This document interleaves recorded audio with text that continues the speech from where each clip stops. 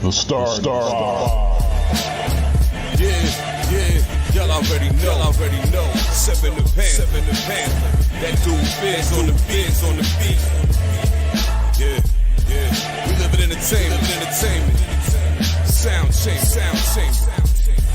Crown the kings, homie. This is where it get ill. About to have the tip off live as a tip drill.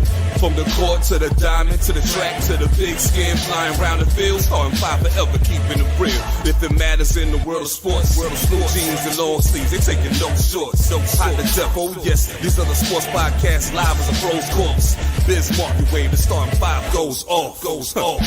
No matter who you cheer for, emotions out the window, they analyzing with clear thoughts. They take it way deeper than the boys ever. No longer got any use for the four letters. The latest news, score stats in the view from the sideline. Ain't no guideline, it's just the truth. Yeah, no need to dig for a pardon line. It's always in season if people start five. We going in on three, run the baseline, start five. We got what you need. If the sports news you see, we don't waste time. We talking cause we live it. We got what you need. We going in on three, run the baseline, start five. We got what you need. And y'all know me, seven sign, I'm the illest cat spit. I got what you need.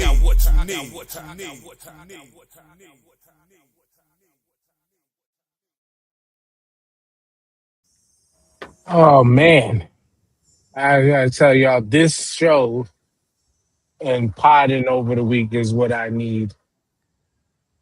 Y'all know who I am. Y'all know what this is.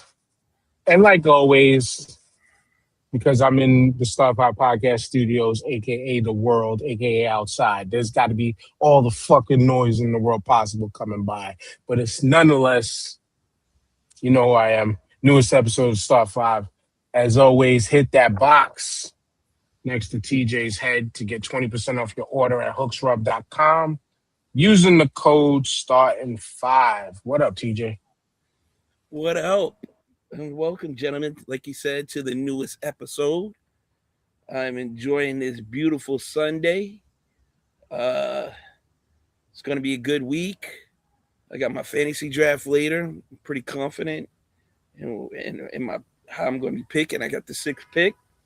I got the sixth pick last year, finished 11-3. I didn't win the chip, but I took home $420 because I won the weekly prize, which is $70 6 times. So I made my money back and made just about as much money as I won if I won first place. So not mad at that. I'm looking forward to taking everybody's money this year, though. So that's it. You know, nice light weekend. What's going on, Ty? Not much. I found out something interesting this week, though. So my daughter that had the baby, she's got to get her gallbladder removed, right? Oof. And I was kind of scared about that, but also my fear was, where the fuck is the baby going? Where's this baby going? Because it's a newborn baby, and I was like, I don't want to, like, you're going to be in the hospital for 5-6 days. Like, what we doing with this baby? But I found out that if you have a newborn baby and you have to go to the hospital, you can bring the baby with you. She's in the labor and delivery ward right now with my daughter. And they said they told her to just bring the baby. Yeah, so they told her to just bring the baby, and they put her in labor, and her room is in labor and delivery. So they take care of the baby like they normally would after labor and delivery. Change, feeding, 2 o'clock. Yeah, like they taking care of the baby for her while she in the hospital. I didn't know they did that. So I was like, oh, that's really decent that they consider the fact that these women can't leave their newborn babies with people at that time. You know what I mean? Also, she can pump breast milk, and they can feed her the breast milk right there. If she does that. That's cool. Yeah, she does that's good that they can do that. But I think you might know where I'm going with this. Step the fuck up and be there no matter what for your family. Because y'all know, I don't say that with disrespect and you can laugh, but y'all know as I dropped y'all the message this Friday, we found my grandmother deceased in her apartment. And it was rough. It was rough. Like, I can't even, like, one of my middle daughter took one of the pictures of her and my nephew as a baby with her that I shot. I can't even barely look at the picture. What I say that to say is, like, the maybe we should, though my grandmother, and y'all got the beautiful chance to meet her the time y'all came through, and y'all seen for them, you was able to tell, I could say, in that brief meeting how independent of a mover she was. And if we had a thought to just go check in on her, because we didn't think nothing of it, because either one way or another, we would have seen her, somebody would have heard something from her, something, But it was my father who said, your mother hasn't checked, told my mother, which is her daughter, her only child, your mother hasn't checked the mail in a while. Like, go downstairs and see if she's all right. And unfortunately, it was her only child who saw her. I can't imagine if your kids found it like that. That'd have been super traumatic, though. You know what I'm saying? Like, yeah. But thankfully, my kids kind of have taken it pretty well. Like when my father called me, I just went straight to them and was just like, Grandma's gone, and cried with them in my arms. With my oldest was at work and my wife was at work. I had to call her like, yo, I know you in the meeting, but call me immediately. Go get Zaria, whatever the case is. Everybody came home and we just had to deal with all of that. So it was just, I was just saying all that besides to say rest easy, Grandma. Because again, 88 years old, she lived a full life. But absolutely, if your family needs it, step the fuck up without questions asked. I understand, GP. I was about to say pop out to get at you, but you understand, GP. We always joke and talk about how you feel about, I don't want to be caring for another baby, which is understandable, but come through when necessary, and that's all. That's all. Because we was talking about pre-show, ironically, that we could lead to that, is we was talking pre-show, like, you mentioned, Tyrone, how it was like, I don't get how people could talk about how, you shouldn't be friends with your kids. Yeah, so these people got a misconception of the fact that, when kids grow up and they do things like they disrespect their parents or they don't act a certain way that they're supposed to act, that notion or that disrespect or that shit comes from the fact that the parents were too friendly with them, or that it's because you can't be friends with these kids nowadays and all of that shit. And I'm like, no, like, it may be from that disrespect may be from your parenting or something like that, or it just may be that your kids just grew up and decided to disrespect you. I don't know, but the notion that we can't be friends with our kids is crazy to me, because like, my kids are like some of my closest friends. They're like, I'm confident in them. They're confident in me. Like, we talk, we play, we have fun, we do things. Like, they're my friends. But they also know that there's boundaries to that friendship. You know what I mean? They know that certain things I'm not going to do with them. Certain ways I'm not going to be with them. And when I'm serious, I'm serious. And the funny part to me, what really makes it so funny to me, is that we have these same boundaries with our real life adult friends. Even your real life friends, you tell them, hey, certain shit don't say to me, certain things don't do. You know what I mean? Even with real life friends. So even with your real friends that aren't your children, you have boundaries that they can't step over, right? So I don't understand the difference. So I don't understand the correlation of, okay, if you're not friends with your kids, how the fuck are you supposed to treat them? Right. Like, to me, it's a reflection on, to me, it's a direct reflection on how you raised your children. Like, straight up and down. To me, that's what it is. It's a direct reflection of how you raised your children. If you allowed your children to step out of bounds on other adults or other people, things like that, then that's the product of your upbringing, to me.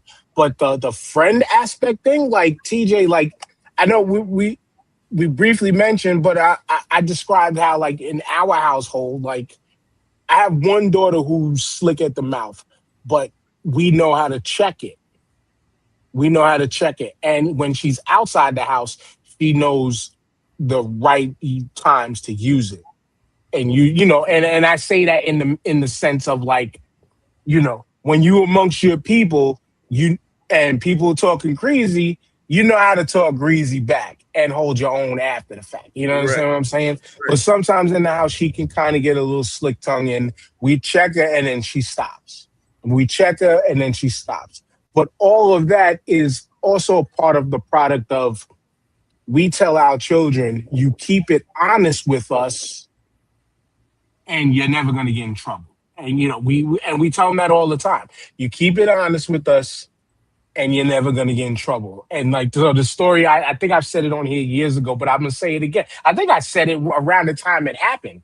When my oldest was in junior high school, right? She smacked fire out of this kid, a boy. She smacked fire out of a boy in the school because this kid was he was trying to be he was a little short. You know how some short people just have them egos and think that they can do shit to people, get away with it, whatever. And she watched so many people, watched him get away with it amongst so many people, and the staff, the teachers, never get in trouble, never do really nothing about it. The kid was moved from class to class to class, ended up in her class, and it was just her class ended up being the last place that he could kind of get to or whatever. And the kid tried some shit with her, and she didn't even give him the full force. She just up and pow, across the face. And her friends had to go, Zaria, not pretty today, much. Satan. Pretty much. And see, the best part about this shit for me is the fact that they had it on camera. Because the gym area had cameras. So you can see the protagonist. They showed me the video. I'm the wrong fucking parent to show that shit to. Because when I seen it, so they pulled out the laptop, showed me, and I was like, in the meeting. And I was just like, please no. I was talking like this. I was like, yo, please know that that laugh wasn't because it was funny. It was because she don't know how much trouble she's about to get into. And it was mainly because, we've always told them, defend yourself, but you never hit first. If they don't hit you, you don't hit first. And then, we talked it out, whatever. She had a day. Actually, no, it wasn't even a day suspension. This school was weird. They wanted to give her a half a day suspension and tell her she had to come in for, I think, 1 o'clock in the afternoon because their school went from 8 to 4. What kind of punishment is that? Exactly. So I just said, nah. I was just like, she's not coming in for a half a day. She's not coming. She's going to be home the whole day. Just straight up and down. She's going to be home the whole day. We're not, that half a day don't make sense. That's not happening, right? So done with the meeting, all that. We get to the car. I turn and I look at her and I said, I was laughing because that shit was funny as hell, right? I was like, I was laughing because it was funny as hell. But because she told me what happened, she laid it all out. And I said, the only thing, and it was funny because the day my homie brought her out, because I had a homie who worked in the school, and he brought her out to me because he knew me, he knew it was my daughter, and she was crying while walking with him because she was afraid to get in trouble. She told me that whole story that day. We did the meeting. The next day, I talked to her in the car again saying, the shit was funny to me but you did one thing wrong. You hit first. And that's when she understood. I'm like, look, you're not on punishment at home because I understand why you did it. I totally understand why you did it. And in some respects, I was in agreement with it. Because sometimes you got those punk asses, those fake bullies and all that shit, you got to cut them off at the pass and remind them. You come around here with that shit, don't even think about it again. And that's what that slap to me represented.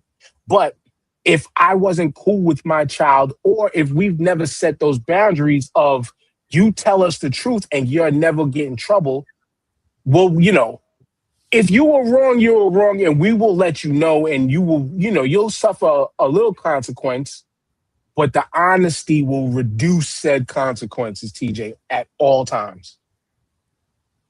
Absolutely. And just to circle back to the whole boundaries thing, right? You even set these boundaries with your siblings, and they can talk the most slickest to you, right? You know what I'm saying? Those are the ones that know how to push your buttons. to perfection. That's why I just pushed my brother's buttons the other day. Not on purpose. Not on purpose. And that always leads to an altercation eventually, especially when you're younger. So, like, as you get older, you learn to respect the boundaries of your siblings as well as your parents. And you need to, when you have children, you got to instill those same boundaries as they get older. You can stretch them out a little bit here and there for certain things, but other things you just got to be firm on. I will not tolerate disrespect.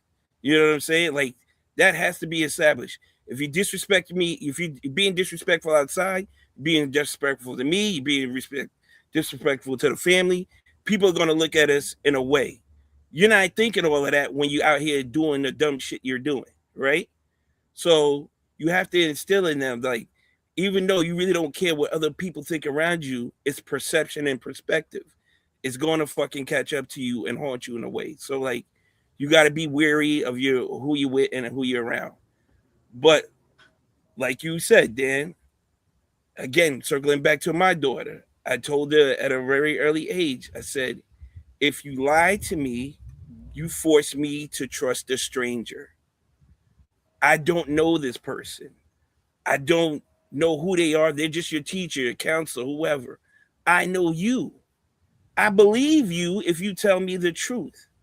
Let's figure out what you did, how it was caused. Tell me the truth of really what happened, whether you're right or wrong. Let's get it out of that situation, and then we'll deal with punishment after the fact. But I can't get you out of trouble if you're lying to me about the trouble you're in already. So if you're forcing me to believe a stranger, the punishment is going to be exponentially worse because now you done lied to me. 2, I'm not sure if I even believe you or not. And now I'm just going off the word of the accuser and said stranger. And you know how that concept has worked for me?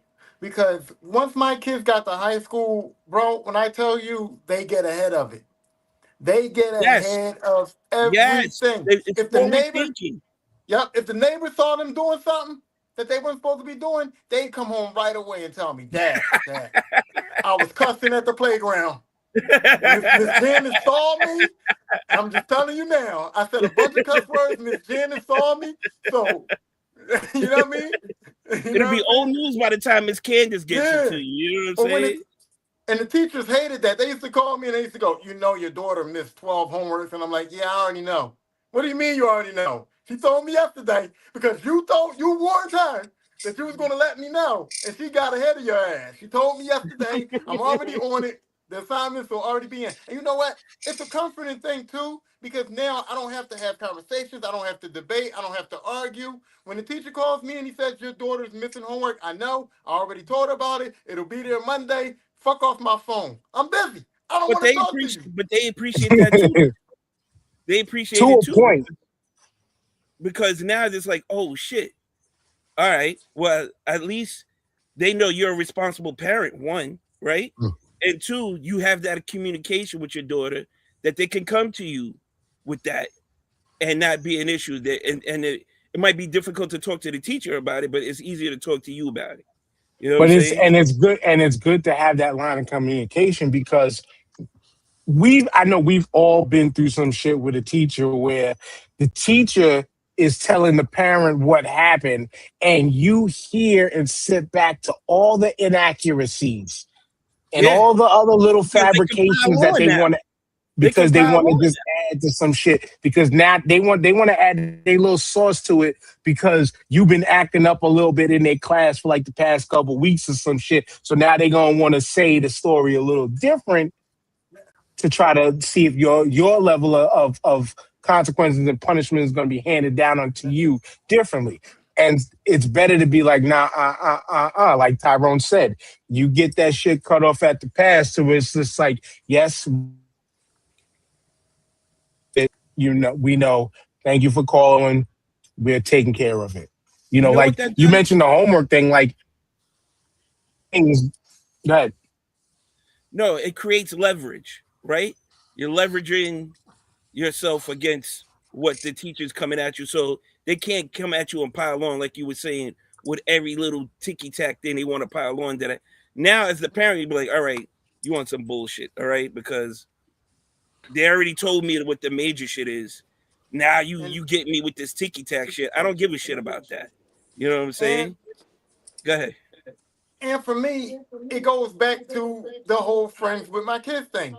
I'm friends with my kids. So we're in certain situations where my kids is allowed to talk a little bit of shit. We're in certain situations where I'm outside playing with them and I see how they react to losing, winning, all that kind of shit. We're in certain situations where I can firmly say, I know these kids. And I know what they're going to do. I know how they react to certain things. So when someone calls me, a stranger notifies me, and they tell me something about my child, I can decipher what's the bullshit because I know this kid. I've been playing with this kid. I've been dealing with this kid. I know this kid would not say that. They might have said something similar to what you're saying, but they wouldn't say what you said. You know what I mean? And so that helps me too. So I develop relationships with my children also so that I can combat them against other people. Yeah, right. What up, Jamal? What up, O? I muted you, O, because the echo was coming off of you, but I think we're good now. But what up, Jamal? Okay. What's going on, y'all? Sorry. Good now. Sorry, I'm a little late, man. How's everybody? All good. Good. Missed you, brother. All right. Good to be here. Good to be here. What's good, O? What's good, man? I'm realizing, I can't. Since I slowed down with the alcohol, man, I can't go back to it, man. What? had a couple of shots of Macallan last night, it got me here drinking. You drinking look disheveled already. Exactly. Trying to fix myself up. Your man get a few weeks off the wagon, and now he's Yo, you gotta start slow, man. Get you some natty ice. Get you some natty ice. Oh man, why are you trying to damage his kidneys, man? He tried to go cold wild turkey and it failed him. Man. Once you dry out, bro, it's tough to go back like that, man. You got to ease back into it. You got to ease. You start with a Michelob Ultra or something, dog. Wow. Wow.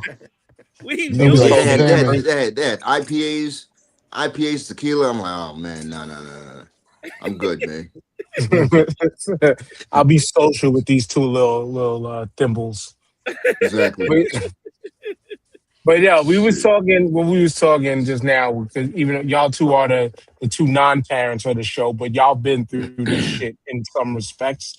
We was just talking about the whole aspect of people claiming like you can't be friends with your kids. You can't be friends with your kids. Now, see, y'all have got the unique experience of y'all are West Indian, correct? Mm-hmm. Yes. And you're West Indian and what, West African? Yeah. So you have the double parenting of you can't be friends with your kids in some respects. But if you did, and we got to also kind of look at this shit too as it's generational. It's a generational thing because we all kind of grew up in some slight rebellion to our parents, but still with the same respect.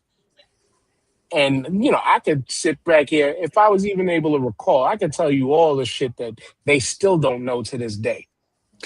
Because because those lines of communications weren't there.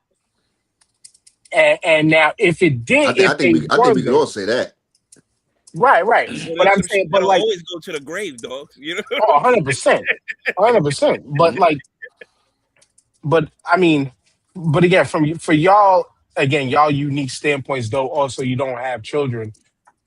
Like if you did, like opening up that line of communication with your children to where, yes, you can be friendly, but the friendliness has boundaries, which is how we laid it out. Like how do y'all see that?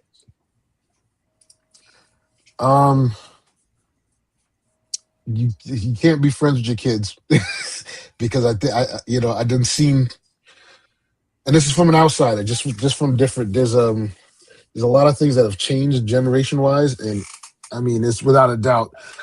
Youth have less respect for elders now than when we was coming up. That's just facts, But you don't want to be in a position where your kids are afraid to tell you something. And so even from the outside looking in as a non-parent, I see that that's a delicate balance, because you don't ever want your child not to be able to come to you with something that could possibly, help them out in a situation that can go very bad. And a lot of times, there's a lot of stuff I was afraid to just tell my folks. So I just, and I wish if I can go back and rewind the clock, I would just say, yo, I'm in a jam here, Pop, help me out. You know what I mean? Word. So, I mean, I guess it's, man, ain't no manual for this shit, fam. So I guess you just do the best you can, Yeah. It's a fine line, man. Mm-hmm. You know what I'm saying? It's a fine line, man.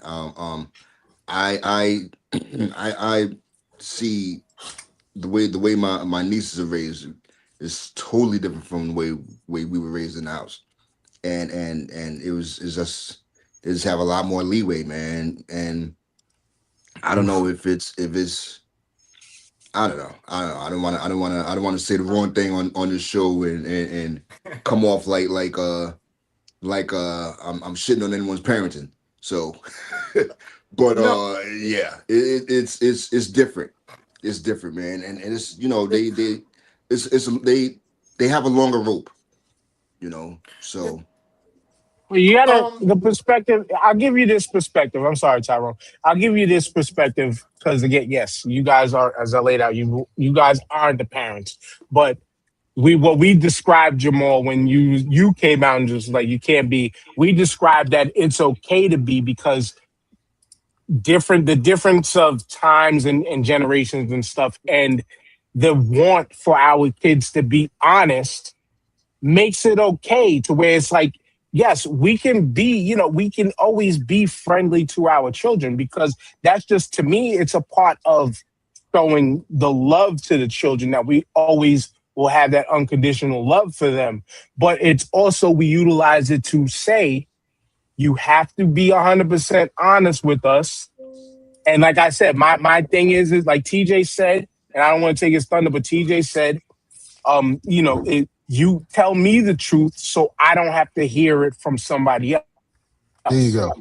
I think that's the point. And our parents is right, and our parenting style is tell us the truth, and you won't be in trouble. And it's like you won't be in trouble, or you won't be in as serious of trouble. And Tyrone has a mix of both of us with his. We all kind of mix together with how our parenting styles were. It's like, again, there's a mix of both of us. But the generational thing of like, our kids don't be outside like that anymore either.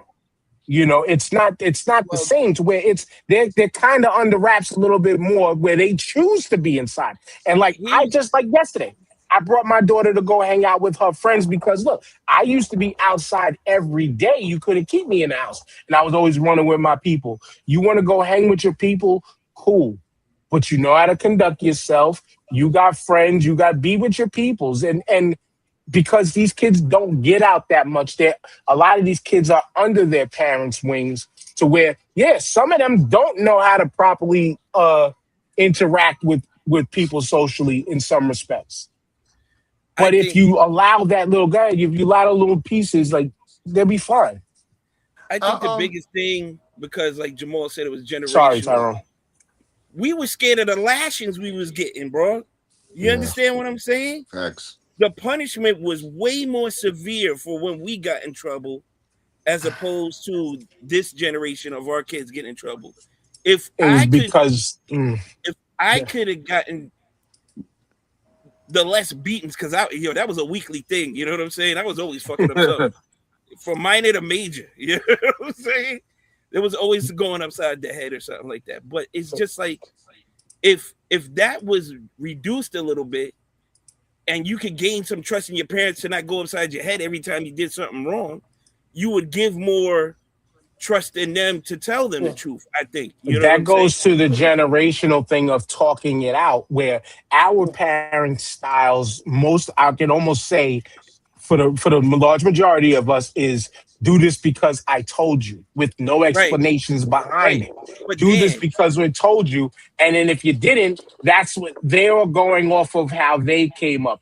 But we had to have that adjust because remember, we're of that where we was around in the 90s and then early 2000s where we used to make that joke of, nah, these kids is different. These kids got that phone number to CPS, they got the phone number. But it was also just the evolution of we don't want our kids to go through the same shit.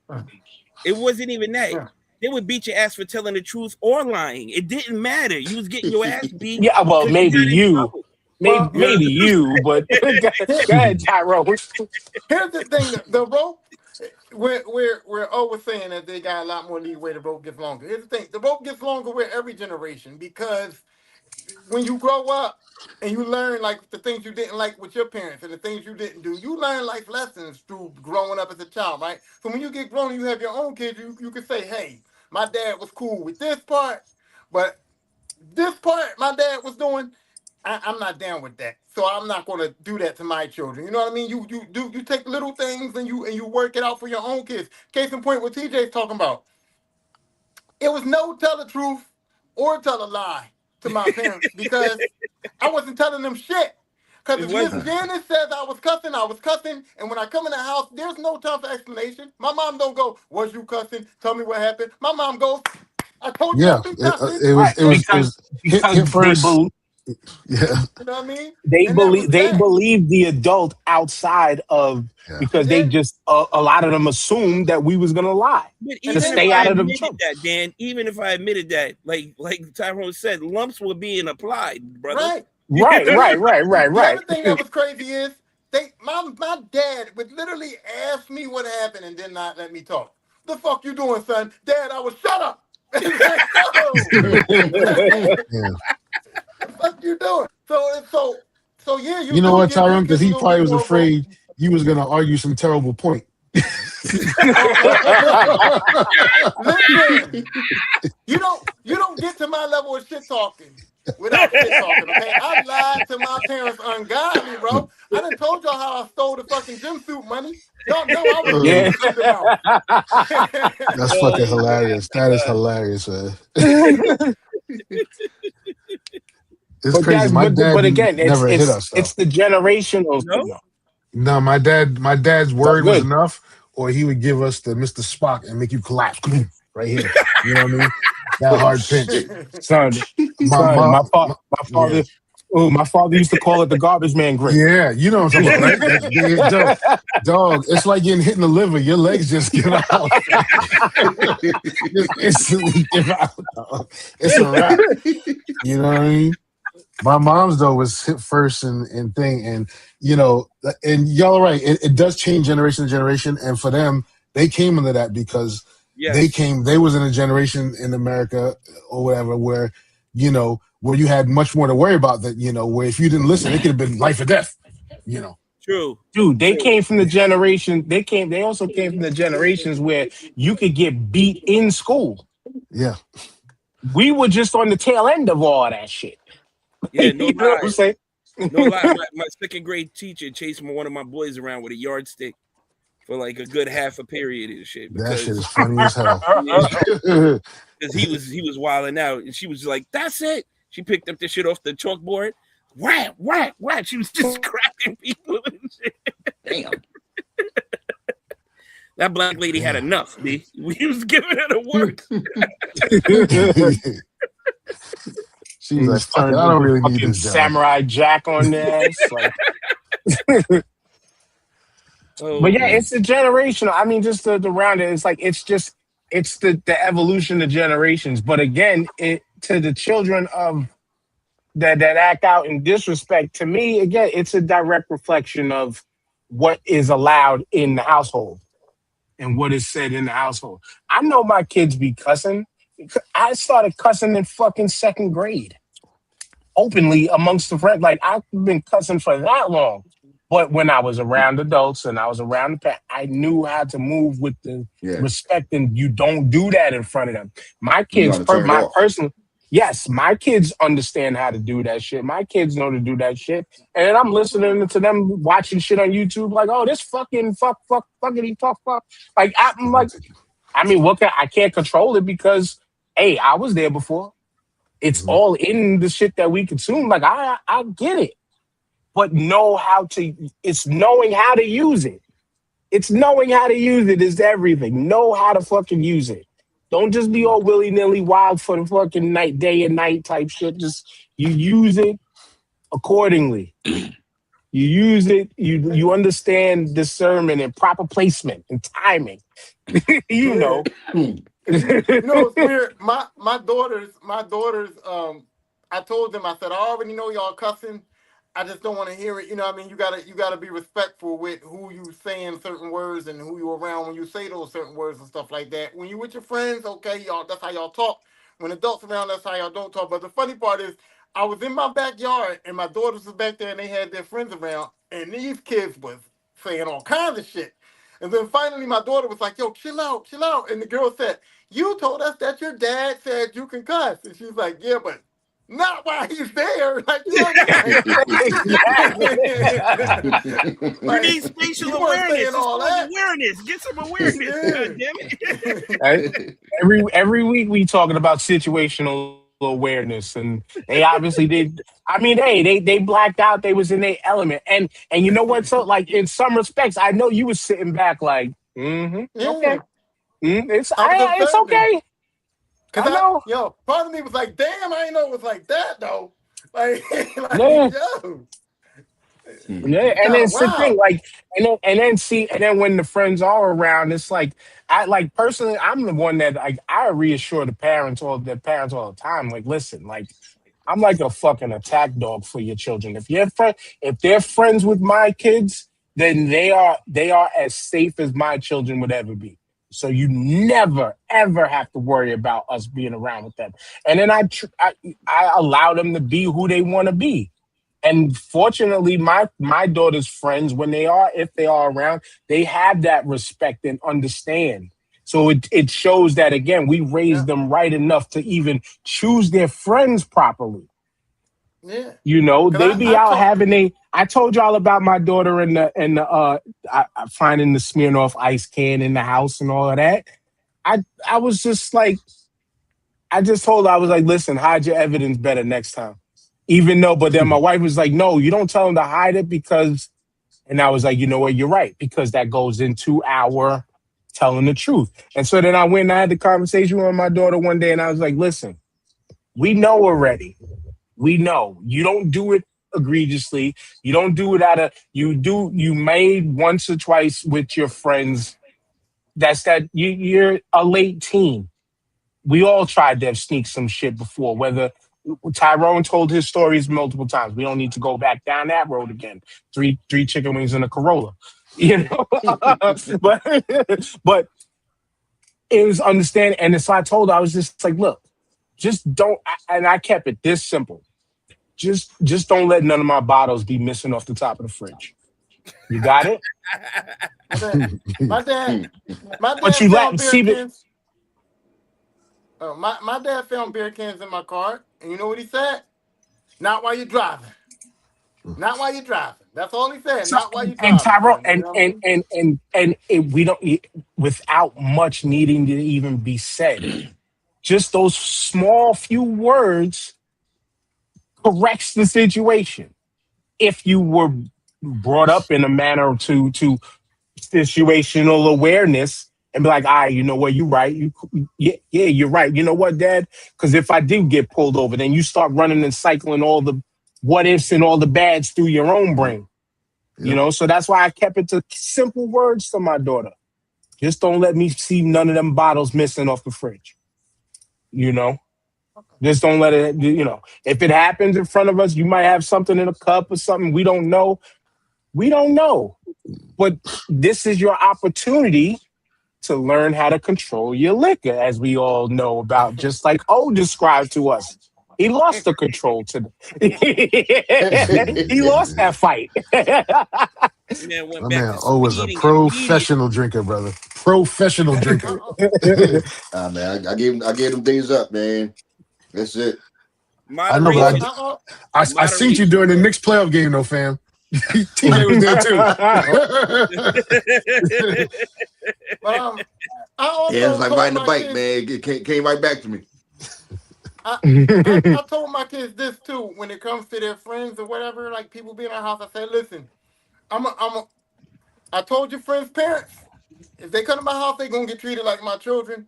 You know what I mean? So, and I told the kids when they come in my house, look, as soon as you start calling mommy and daddy about what goes on in my house, you will no longer be in my house because I don't got time to be fighting and arguing with parents. But I told my kids one specific rule. I said, listen, do not let people come in your house and do shit in your house that you can't do.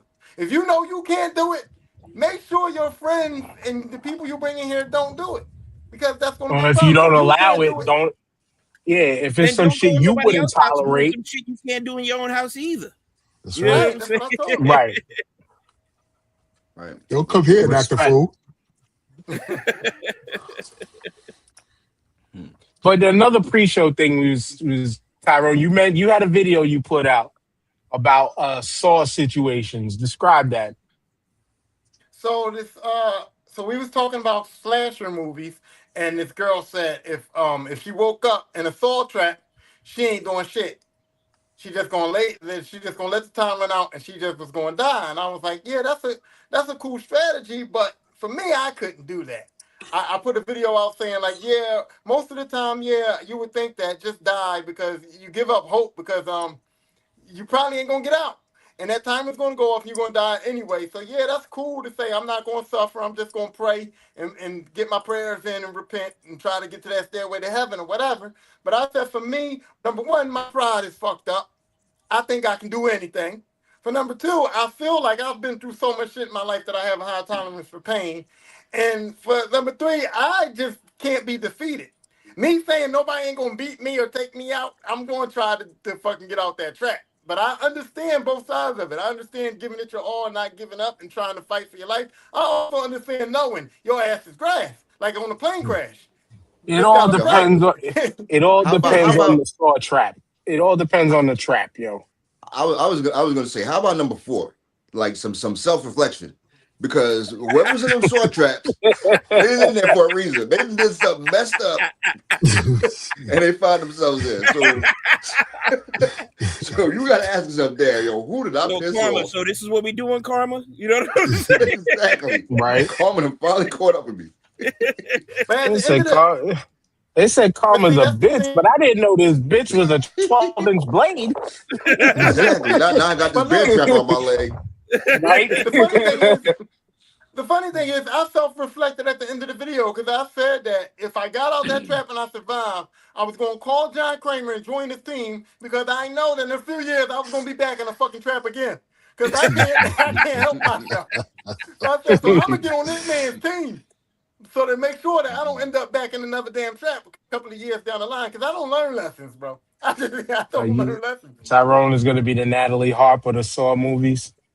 Oh, man. Oh, man. Damn. That's low. Damn, twice. I know. I'm sorry. But nah, son, it all depends on the trap. I'm just keeping honest with you. It all depends on how bad the trap is. Because, and my Capricorn brain, and y'all know how I work. Like, I'm sitting and I'm diagnosing every which way angle to everything. So I'm going to try to, again, use my situational awareness to see how bad is this going to be trying to get out. I mean, you got a lock on your neck, and then your foot's in a bear trap and shit. Ain't too much logical going on at that point, nigga. You just got to get out. You know what I'm saying? Yeah, but it's the how. It's the how. It's the what. It's the can there be something that I'm not as strong as I want to be, but I'm not Mark Henry strong that can fucking pop a lock with my hand. But you're damn sure I'm gonna try. And in a bear trap, like, yeah, I'm strong enough to maybe I could pry it apart or something. I'm gonna try. But if it's like you're stuck on like a thing of like fucking syringes or some shit like that, like now it might be a wrap because there's one too many little. Yeah, I don't know. Actually, it's situational. That's the stupid shit. You in a trap with a lock on it. You got 1 minute to get out, and you gonna spend 15 of those seconds trying to break it with your fucking hand. Knowing that you can't do it. No, but I mean listen, but look, all right. I don't know, man. You may have to leave that foot behind, bro. Yeah, well, that's what I'm saying. But like, we gotta look over the room. I'm just saying we gotta look over the room real quick. You know what I'm saying? Y'all don't understand how sometimes Mike like quickly and analyze. Yeah. Like, you know, and yo, we're New Yorkers. Like, we're New Yorkers. We know that once we walked in the room, we done scanned that room 3 or 4 times within the first 10 seconds of being in there. Right or wrong? Yeah. Right. You're but right you're or wrong. unconscious when you got in that room, Dan. You know what I'm You're saying? right. You woke up in the room. But Now, it's, oh TJ. shit. How did I get TJ. here? Holy shit. Okay, I see this. I see that. All right. Get to working. TJ, Dan is absolutely right though, because in the first Saw movie, when they got those hacksaws, they spent all that time trying to saw that chain before they realized that saw was for their foot. You know what I'm saying? It was for that leg. It wasn't for that fucking chain, right? So Dan would have been cutting his leg right away. He would have said, "Oh, this is for my leg." You know, he would have analyzed it.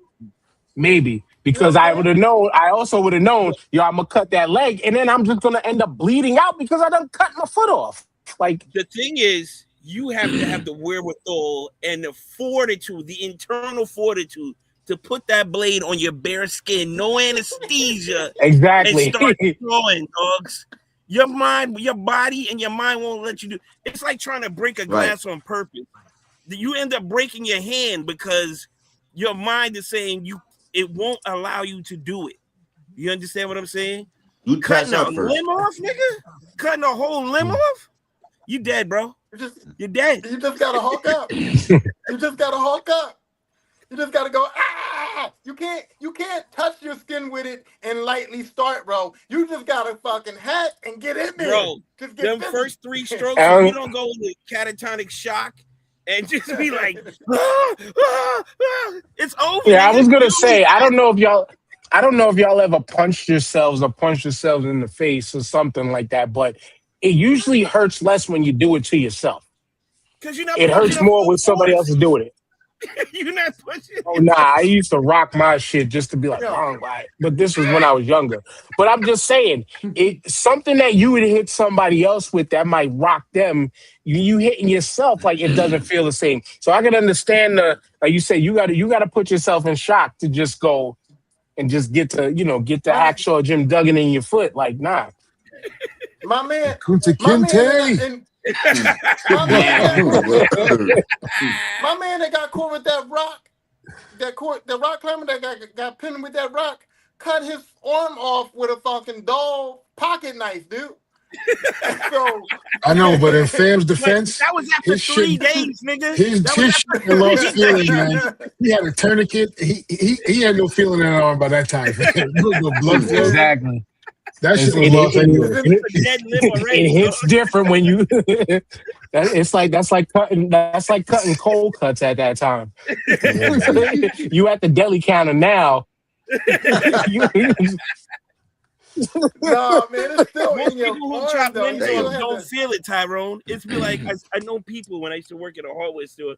A couple of dudes like nubbed off the first couple of their fingers, you know, because they do it without thinking. Like, you know, it's just emotion, and then you don't realize it until after it happens. I'll give you a better example. Back when I'm showing you right now, TJ. I'm showing you right now. That was a saw blade from a pocket knife. I just said, "Oh shit!" After the fact, I didn't feel the pain. I just seen blood and ran. We were playing karate after some Channel 5 shit came out. We was in a yard next door. I did a flying kick. Dude caught my foot, flipped me over. I landed on top of my wrist, right? Shit was hilarious until the dude said, "Oh shit, TJ, look at your wrist." I was like, that's when it happens. Yeah. I was crying in seconds, dog. Mm-hmm. I went from no pain to all pain, dogs. It was like that scar on my knuckle right there. Shout out to my friend of my man Dewan, my man Patrick. We was fighting on the bus stop for school. I'm hitting him, we're hitting him. He's hitting me with an umbrella. And I could bring y'all exactly to where the fight happened. And I'm like, we're hitting each other, and I look over it again. I see the umbrella snapped in half. And then out of nowhere, some people are stopping the fight like, yo, look at your hand. Look at your hand. I didn't feel it. I didn't know nothing. All I saw, my whole freaking fist was purple because that's how thick and heavy the blood was coming out. And it didn't even, like, it was that thick, like it didn't fully hit oxygen to turn red yet. Once your brain recognizes that you've got an injury and you visualize it, it's over, dogs. Straight fight stop right there. Right to his it. party done. All right, it's shut down, bro. So Jamal, yeah, you wake up in a salt trap. Is you kissing your ass goodbye, or is you taking a shot at it? I'm going to have to get rid of that foot my best I can. I mean, hopefully I sever a nerve and it helps. But I mean, them first 4 or 5 strokes is going to be hell, bro. Better hope you get to the bone by the third one, because if you it's don't some pass effort to out, cut through bone, man. Off, bro. If you don't pass out, you know what I'm saying? Yeah. Yo, But you know what's fucked up? You know what's fucked up about them saw traps though is you do all that. You like you good. You got. Oh yeah, I made it. And then you turn, and then there's that one little thing that's just, this was for nothing. You're done. Yep. You're done anyways. Well, you know what? And that's the other thing. I'm on blood thinner, so I might bleed out. You know what the vicious part was? In part 1, they had time. So you could cut a little bit, lay down, take a nap, wake up, cut a little more. You know what I mean? They had time, right? In the next Saw movies, he started putting a timer on that shit. It was like, by the time this clock reaches a minute and 30 seconds. So then I was like, damn, I only got 1 minute to cut this fucking foot off. Like, I mean, like, it's fucking crazy that he put a timer on that shit. So it that's ain't right. what I was saying, like, it ain't right. Yeah, with like the timer, bro. What did you do to get here, bro? How fucked up was your life? That's the question. You got yourself in this type of That's situation. the question. You got to think back on it. You ain't got but a minute to think back on it too. He's like, oh, yep, that was me. That was me, dogs. You got it, bro. That's why I said if you give up, you gotta immediately start repenting. This is Father, please. Whatever they say I did that shit. I must have to find myself here. You know what I'm saying? Oh yeah, but I mean, this just brings me to the like, what the fuck did Natalie Holt do to say like, this is where I need to be, this is where I need to do this shit? Like, dog, I've never seen. You know, back in the day, we used to call people like that, what, doges, right? Just a sucker that just would run and check. I've never seen somebody want to run and chase down a president like this. Like, and of all people, this is disgusting. And it's funny because, so what happened recent times, if y'all don't know, this woman, Natalie Harp, got exposed, I believe, by John Ossoff in like a debate where he just mentioned her and like in a matter of loyalty. Like, I think he paraphrased him, like he was like, oh, you know, he wants a whole team of people like Natalie Holt. And then everybody started turning like, who is this person? Who is this woman? And then it came out that, oh, she's the president's assistant. So bad to where she's there with a mobile printer just to print out articles of positivity to give him, just to make him feel good. Just to make the man feel good, which, again, it just beyond, pretty much. Put whole Arabian goggles look on her face. But within all of this shit, the funniest thing in the world happened in where she got exposed at in 2023, and I'm gonna show the image. In 2023, she was caught running behind the golf carts when they went to go play golf at a course in Switzerland. I think the story goes like because she was, I think, late to arrive for the situation, and then there was so many golf carts around, that like she did allegedly it was like she didn't want to add to any more cart congestion on the course That's or bullshit. short the You're gonna golf allow course of carts, bro. of yeah short the golf course of having more golf carts for the other people that want to attend the golf course. And then funny was looking at the picture, right? Looking at these pictures that you're seeing here. She's running behind the president in the middle of the golf cart motorcade as he's going hole to hole. There were people that had seats on their carts. She could have She's like, sat. nope. She could have sat down. She could have sat down, right? But to see this was funny. And then I'm gonna get to the letter in a second because also it was brought out that she was one of them too who was in. She ended up going in the food carts with him to be, extracted to another plane, to the decoy plane. When that whole situation happened, we talked about it last episode. But after the golf cart incident, she sends this letter to this guy. And let me see. I'm trying to see if I can pull it up. But actually, I think I'm just going to have to read it. But it goes, "Dear Mr. President," and then y'all can stop me. So as I go through sentences, y'all can stop me. So if you want to break this down, but you just do so. He says, "I'm sorry. I thought I was the only one left behind last night and had no idea Margot's car was also pulled over and sent back to the airport. Since I was alone in the van outside customs without my passport, I panicked and I should have just called Secret Service instead of you. I'm also sorry if I was an embarrassment walking the course in Scotland. The first day I was told there was no carts and people walked, which is why I walked." Bitch was running in this picture. The second day I was specifically asked by, I forget who his name was, but one of the main people who worked there, if I could continue walking and tell any other girls who would head out there to do the same to spare the course of any more carts. If there is anything else I have done to cause you trouble, please forgive me.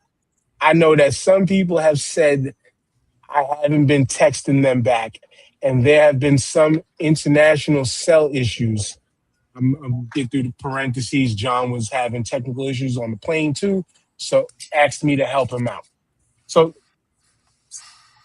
they're in the house. So like that first paragraph right there broke down the whole why she was walking and running on the golf course. Because bitches sound like they was gonna do that to whatever woman was in that space. But she's apologized. Like where was she wrong? But she's apologizing to this guy. Because he loves that shit. I'll get through the rest of this shit and then we could just discuss it. I want things to always be right between us.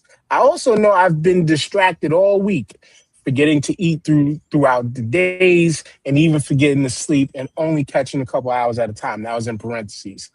I haven't been myself, dwelling on the past and the pain of losing my dad, and I started letting the remarks of people who haven't bothered me before get to me. Not because I care what others think, but because I see myself being lowered in your eyes and good opinion. That is the fear you see because I never want to bring you anything but joy. I'm sorry I lost my focus. You are all that matters to me. I don't want to ever let you down. Thank you for being my guardian and my protector in this life. That's what I wanted to use this card for. When you saw me at the cash register and once again did what you didn't have to do and gifted me with mementos of this trip of a lifetime, a coming of age.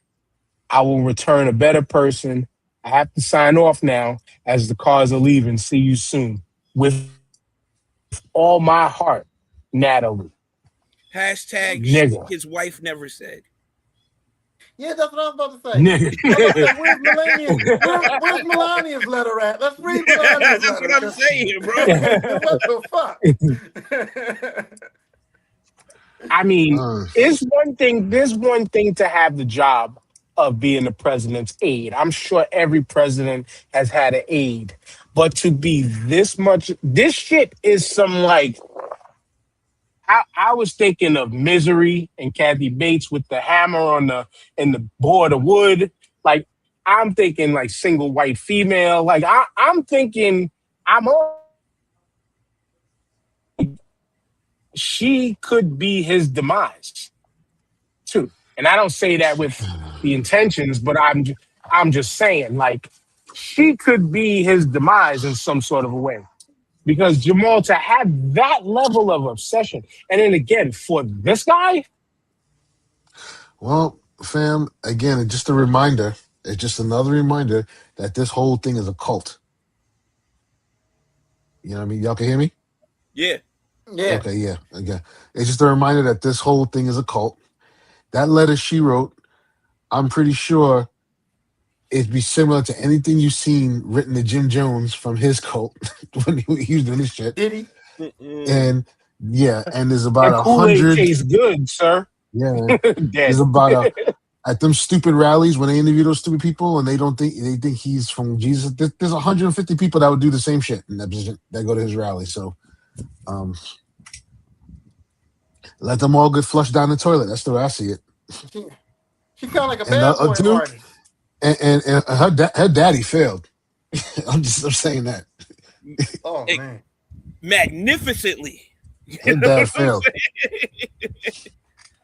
Let her all the way down, bro. Jesus Christ. well, Yeah, man. because I was watching the Manson tapes on Netflix, the documentary, the Manson tapes, whatever, and these women are still alive. Some of these women are still alive, and when they were interviewing them, even in their 80s, the one woman, she's 80 something years old, and she was just like, "I love Charles. I love Charles. The I'll do ones anything, Charles." that went out and the ones that went out and did the acts are still alive. No. Oh, But the one, she was there when they did that. She's 83 now. She said she was there when Manson got them to do all that stuff. She was there with them. She said she was living with them on the camp. She said she loved Charles. She'd do anything that man told her to do.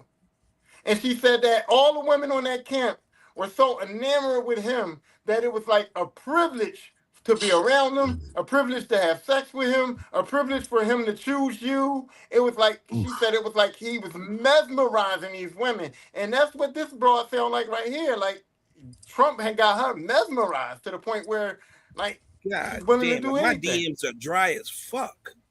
You know what I'm saying? Dog. Start a cult, fam. Start a cult. This is insane, dude. That's all you gotta do. Be a degenerate and start a cult. You'll be good. I mean, broke, no job with no benefits, nothing. Just out here robbing and killing people. And this dude walks DJ, around with a full diaper. I don't understand how your DMs is dry. You're a handsome gentleman. You got the light skin going for you, and you travel all the time. I would think your DMs would be popping. Like I would think women would be up in there. Like, hey, light skin and travel. Brother. Sad to say, brother. Them They shits is like in my backyard right now, empty. You heard me? Ain't a soul nowhere to be found and shit. I'm just out here with nature. You know? Are you an asshole in real life? Like, are you me outside of the podcast, bro? You can tell me. You can tell me.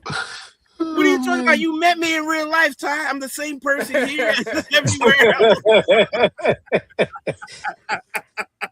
You was fronting? You be fronting hard? You say your DMs look bombed out and depleted.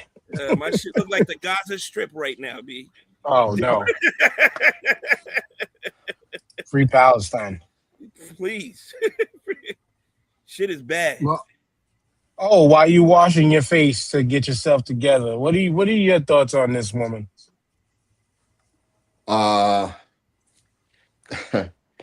Man. It's to find someone like that in his life. Oh, I don't know. You know, I've learned you got to watch what you wish for, man. Learn you got to Say watch if what you wish that's for. love, I don't want that shit. That's Word. obsession. That's obsession, bro.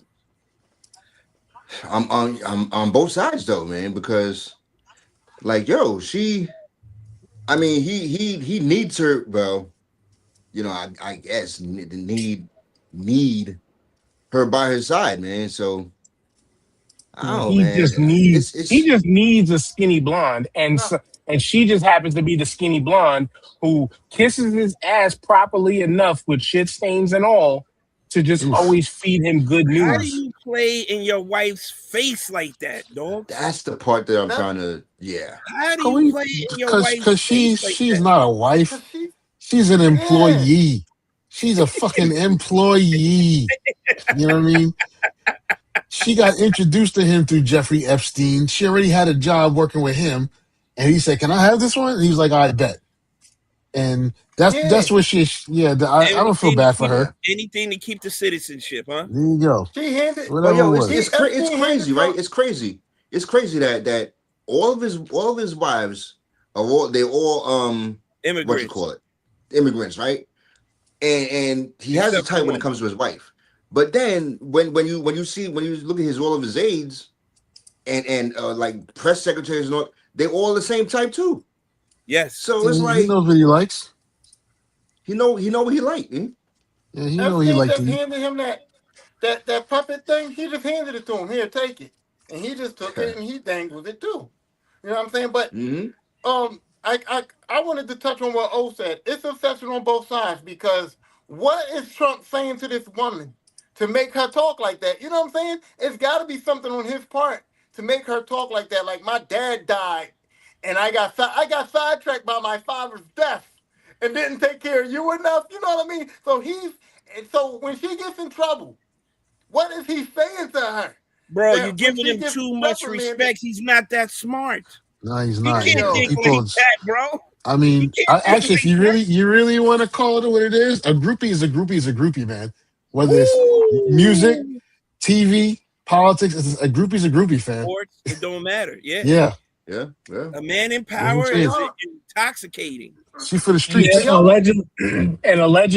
allegedly, because her brother, like, so now Maury's gotten exposed, and her brother has been interviewed. Who her brother is the 180 opposite. Like he's more of a lefty. He's more opposite, total opposite of his sister. And he came out and was kind of saying like she's always been obsessed with presidents like this, and Mm. even wrote letters to like Bush, never sent them. And this is when she was a younger kid. Wrote presidents to like or letters to Bush and all that. I'm sure she didn't do it for Obama because he's a little too dark, or hey, Joe Biden because the team says nah, ain't nothing Joe Biden. But like allegedly, she's had this obsession with presidents. Period. Which again, to but me, it says a lot. It says a lot that like this could be a problem that Donald Trump might want to separate himself from, because no, she very well could be a part of his demise. because you know what I'm thinking?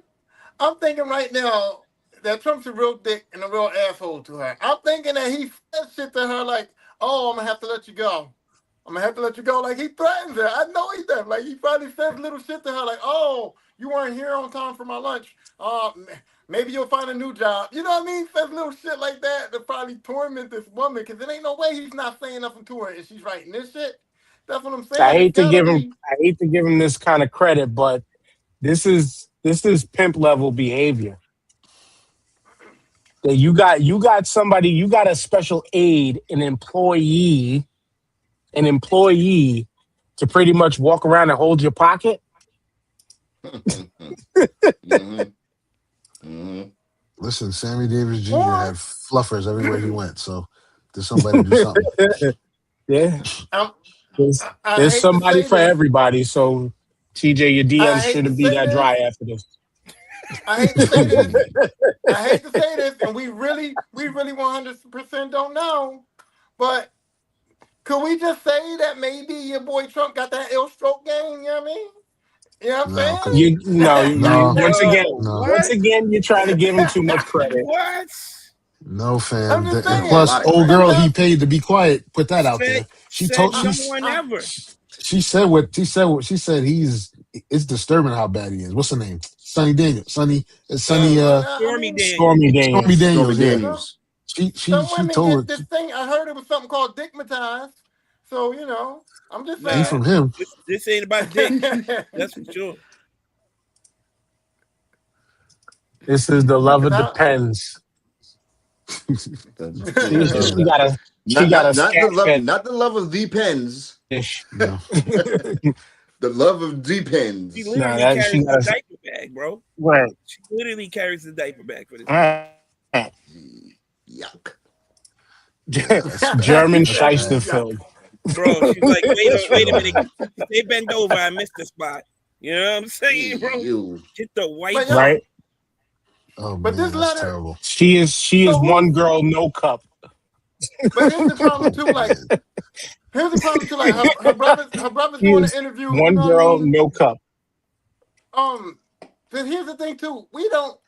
I just don't like the fact that like I feel like women ain't getting enough help.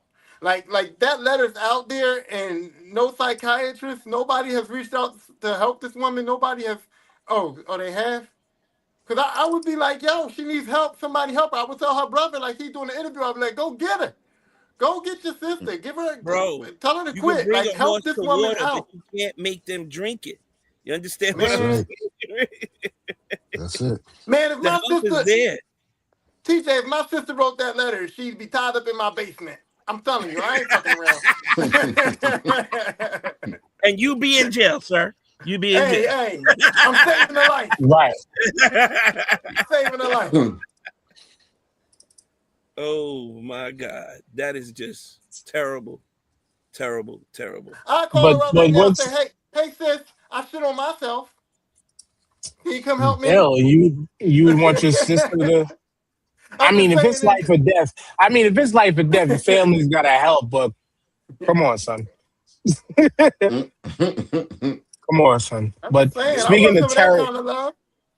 speaking. Oh, nah. I say if that level of obsession is love, and I love the shit out of my wife. I don't want it Literally. if it's that Literally, Daniel. excessive.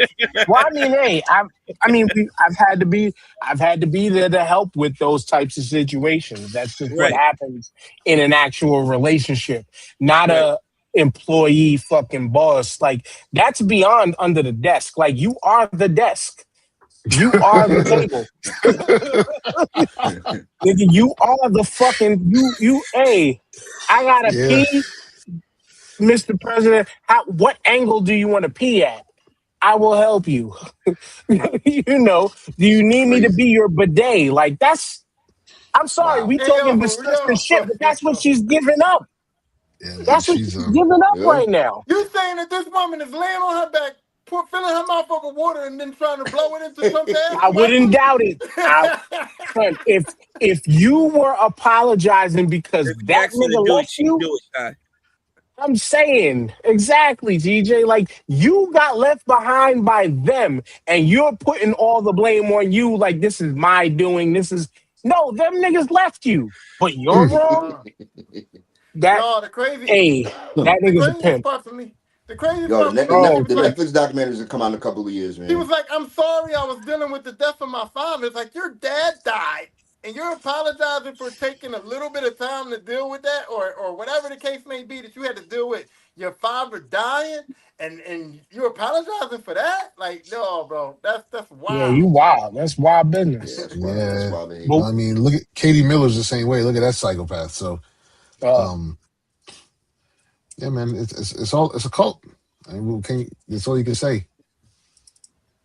Cult members gone cult. she married to that bald. What was that? The bald version of Dracula from the movies in like the 50s, the black and whites. Nosferatu. Oh, Yes, yes, Nosferatu. Yeah. Nosferatu. yes, definitely.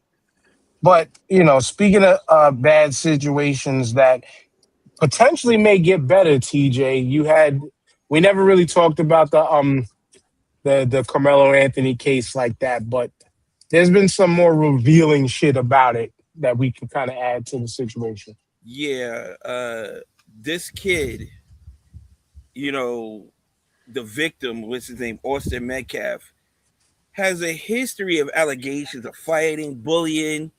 He's been sent into probation for saying, writing racist graffiti, saying the most wild, outlandish shit. And this all was withheld in the court case to build context and background about this kid who might have incited it by saying some wild, reckless shit to Carmelo before he got stabbed. You know what I'm saying? Like, how does this get left out? Now, allegedly, there was some oral agreement between his previous lawyer and the prosecutor that they were going to leave this out. I don't know how they came to that agreement to save my life. I just don't understand why that thought process. Nah. If my boy's getting exposed, your boy's getting exposed. We'll let the jury decide out of that. Yeah. But especially when one of them had more shit than the other. Not even more shit, like way more shit. Yeah. Years of shit. The brother had some shit. The father had some shit on him. Like, it's a family thing. Like, this is not no out of character moment, a one-off or anything like that. There's a history. There's a track record to it. And now I wanted to add on is like when you mentioned character, like isn't character usually like a major factor? The character of the person is a major factor in these situations. Yes. It plays a great deal into the situation and how it plays out. But I find it totally fucked up that y'all don't even realize, like, how many people that deal has to go through.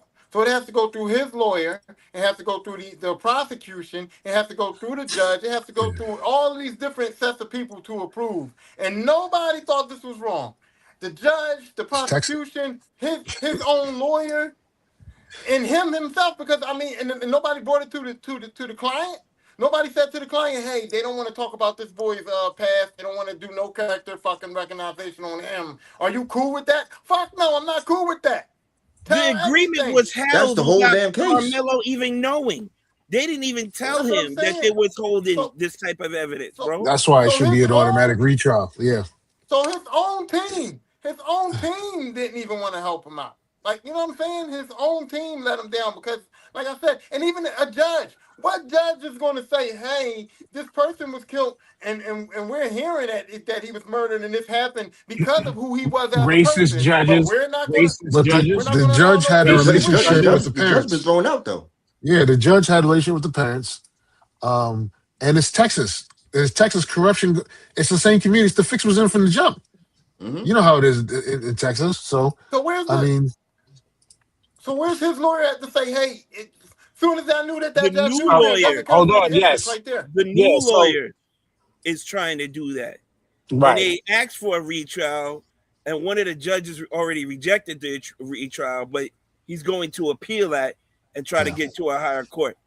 I don't know how this is going to play out. It doesn't look good for him right now. It really doesn't look good for him. Insane. Even with all this shit that's out on this kid, it does not look good for him, man. This is fucking insane because how is he denied a retrial when there's a conflict of interest with the judge and there's Texas. some witness shit but you didn't even have to break all of that down. Jamal just said it. Yeah, it's Texas. It's Texas, fam. So go to the federal government. Call governors. Get somebody. You can call a governor of New York and say, hey, look, fucking call people. Let's hope that can happen. But once again, it's Texas. And then when you look at Texas in the grand scope of you apply the federal aspect to it, like you just mentioned, Texas is in favor of the orange Mussolini, as they say, because why? Because they overwhelmingly voted for him. And then all the other judges and stuff like that who are trying to stay within good graces, they're going to play that kind of game. Yeah. The state government in Texas is all corrupt. It's all that. They got Governor Hot Wheels or Hot Tracks, whatever his name is. They I got want to sign a petition to switch Texas and New Mexico. Switch their names. New Mexico New can be Mexico is Texas, just and as Texas bad. and Texas can be New Mexico. But Texas is big, and we don't hear about New Mexico. You know what I mean? They're not a thing. So just make Mexico Texas still New has Mexico. order. That's why. Because at least we can, like, I don't know, we can like disclaim them a little bit. Like they're New Mexico. Well, they They're did. not really They our did want to shit. secede from the country at one time, so I'm for I that. mean, because Texas is just terrible. Until their grid Like, went down. so why is black people living there? I vote for all black people to just move out of Texas, man. They just don't live there. Don't go live in Texas. Easier said than done, brother. Turn it into the Texas Lakers. Yo. I don't know why he had to go there, but that's cold blooded. That's cold blooded. The Lakers have six Negroes on their team, so I don't know why we talking like this. Not one of them are starting. The Minneapolis Lakers, baby. One of them is Bronny. So Ty, what jersey you getting, Ty? What's jersey you getting, fam? I'm not getting that Austin Reeves, boy. I ain't got the Lakers jersey since Kobe. He's gonna get the white. He's gonna get the white third color. He's gonna get the white third color jersey. No Laker name has been worthy of being on my back other than Kobe Bryant since he left. Like who else would I ever get? So no, I'm not getting a Lakers jersey probably for the next 5 to 10 years. But you know what? Like TJ, you mentioned character. I don't know if y'all seen this. Because you mentioned character, and I got to show y'all this. I'm not even gonna show you the whole thing, but this caption here. Did y'all see? Oh, did you see the video of that 16-year-old girl who went and tackled a dude because her brother's team was getting smacked 35 to nothing? Yeah.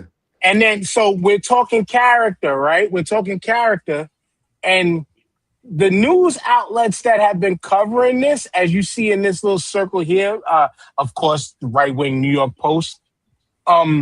They did. I don't know what news outlet did it, but they didn't interview the kid who got hit. They didn't interview the coaches of the team who put the belt to ass the other team.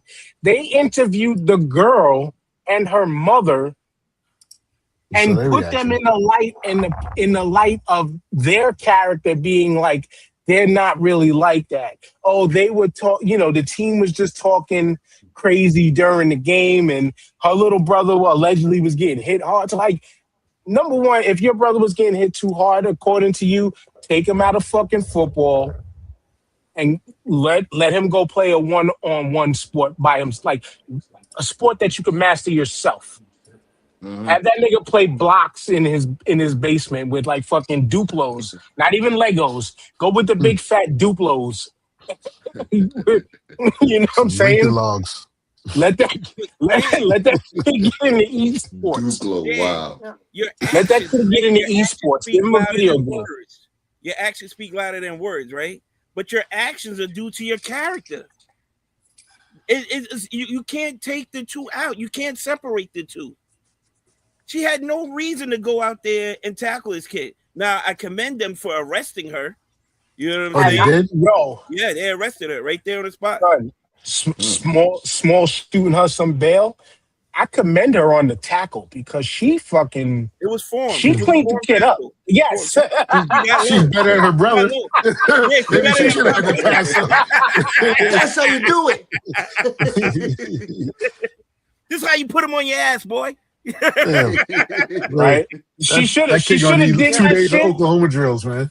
She should have did that shit and then went right to his sideline, grabbed his face mask, and like, that's exactly how you motherfucking do it. 35 nothing, you suck. I hate all of this because I've been my stepson was going to playing in Little League football and he was bitchy and bummy. And so his mom was out there talking all kinds of crazy shit. Oh, look how they hit him, look how they treat my son. And I had to pull it to the side and go, hey, your boy's bitchy and bummy. Like, that's why this is happening to him. Like, this is not the other kid's fault. This is not the coach's fault.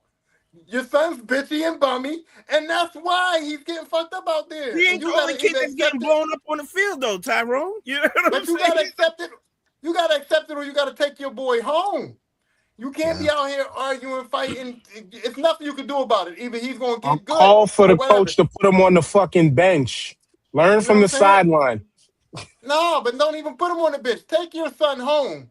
Because if you're that concerned about it and your son's not getting better and he don't want to play football, take him home. Take him home. Just get him off the team. He don't have to Calling be the a football player. police. You know what I mean? Listen.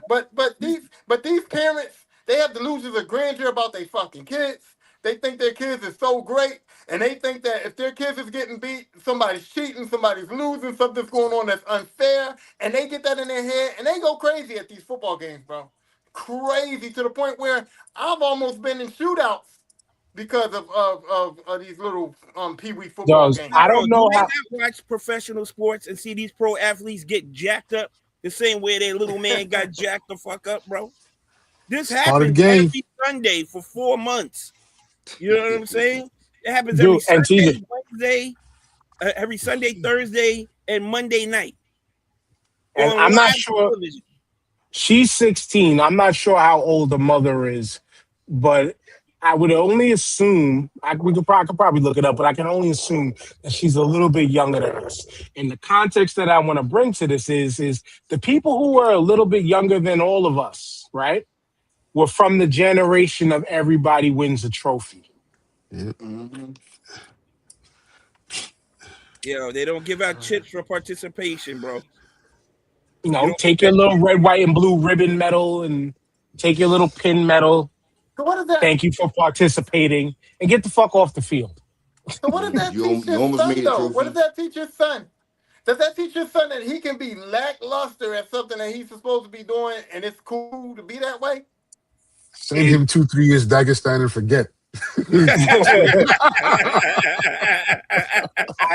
I will say this to shoot a little bit more bail to them, right?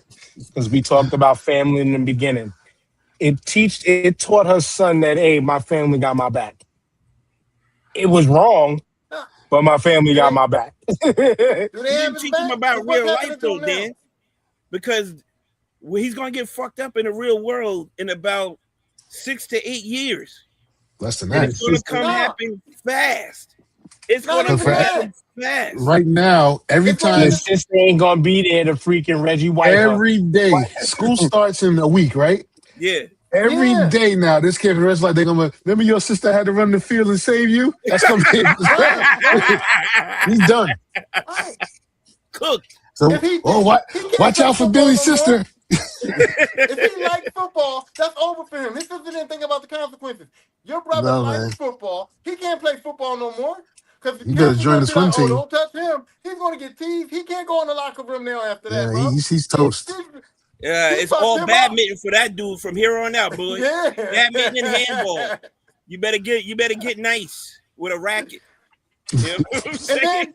And even if it ain't in his own locker room, the other kids on the other teams are going to be like, yo, we going to murder that kid. They're going to be like, yo, get your fucking sister. Like, you know what I mean? He's going to be targeted. Like this did not help him at all, bro. They did not have a question I had. Where was Cousin's mother who was getting attacked by the sister? Because that can turn to something different. If Mom Dukesville came down there or a sister came down there and wore that old girl's ass out, it'd have been a whole different story. The boy she hit was a young black kid. So good on those people, that kid's family, for not doing it. Because then the whole character, the character interviews would be a totally different story, because it would be the black family getting arrested for retaliating on what this little dumbass did. Good on the officials and the coaches for like snatching her up immediately before it got there. You know what I'm saying? They did what they were supposed to do. Right. That's where my gripe would have been. I wouldn't have been mad at a 16-year-old girl. I wouldn't have been mad at her parents or whatever, because 16-year-olds don't think, and she's looking out for her little brother. And like Dan even said that he feels like, okay, she's got her family back. So I wouldn't be mad at her. But the coaches got them. They handled it. Because if the coaches hadn't handled it properly, then we would have had a problem. Like, y'all just going to let that happen to my fucking kid? And he think y'all care, you know what I mean? We would have a different conversation. Yeah. That's very, very true. But for the son that got hit, I'm definitely telling him, I'm teasing the fuck out of him. Oh, yo, she fucked you up, big dog. Like, yeah, 100%. It's going to be a joke after a while. But No, there's no. She's wrong. I am mad at Yeah, her. she's wrong. I am mad at her because your dumb ass shouldn't have did that. If you wanted to do that, play in pads, and then give the right wing that reason of, oh, we got a girl playing in boys sports. To You give know a what's little more fucked turnaround. up? If the team goes to a joint the next game and everybody got a T-shirt of her tackling the little kid, bro, the whole crowd, bro, Hey, they just trolling. Well, yeah, you get mad. They just trolling now. You know what I'm saying? I'm just saying it's understandable. It's The crowd be like, "Where's your sister?" Like Right. I said, he did feel like she had her brother's back. He said the only thing you can say is that his family got his back. So in that circumstance, under those feelings, I can be a little bit lenient on her. Time and place. No. You Time and place, you said. Tyrone. I only said that because you mentioned what is the lesson learned, and that was it. That was the only lesson learned. But like TJ mentioned before, she ain't gonna be there that time when he's walking home from school by herself, and a bunch of kids get on him and jump on him. She ain't gonna be able to be. It ain't gonna be ride to school, and on the way home is gonna be murder. Son, exactly, and school gonna get on him, bro. And there won't be no more RKO's out of nowhere. it ain't gonna be there. Merciless, bro. It's merciless on the school bus, bro. That's all they're gonna be talking about. That's all they're gonna be talking about. Yo, turn your cleats in, son. Mm-hmm. Cleats in, bro.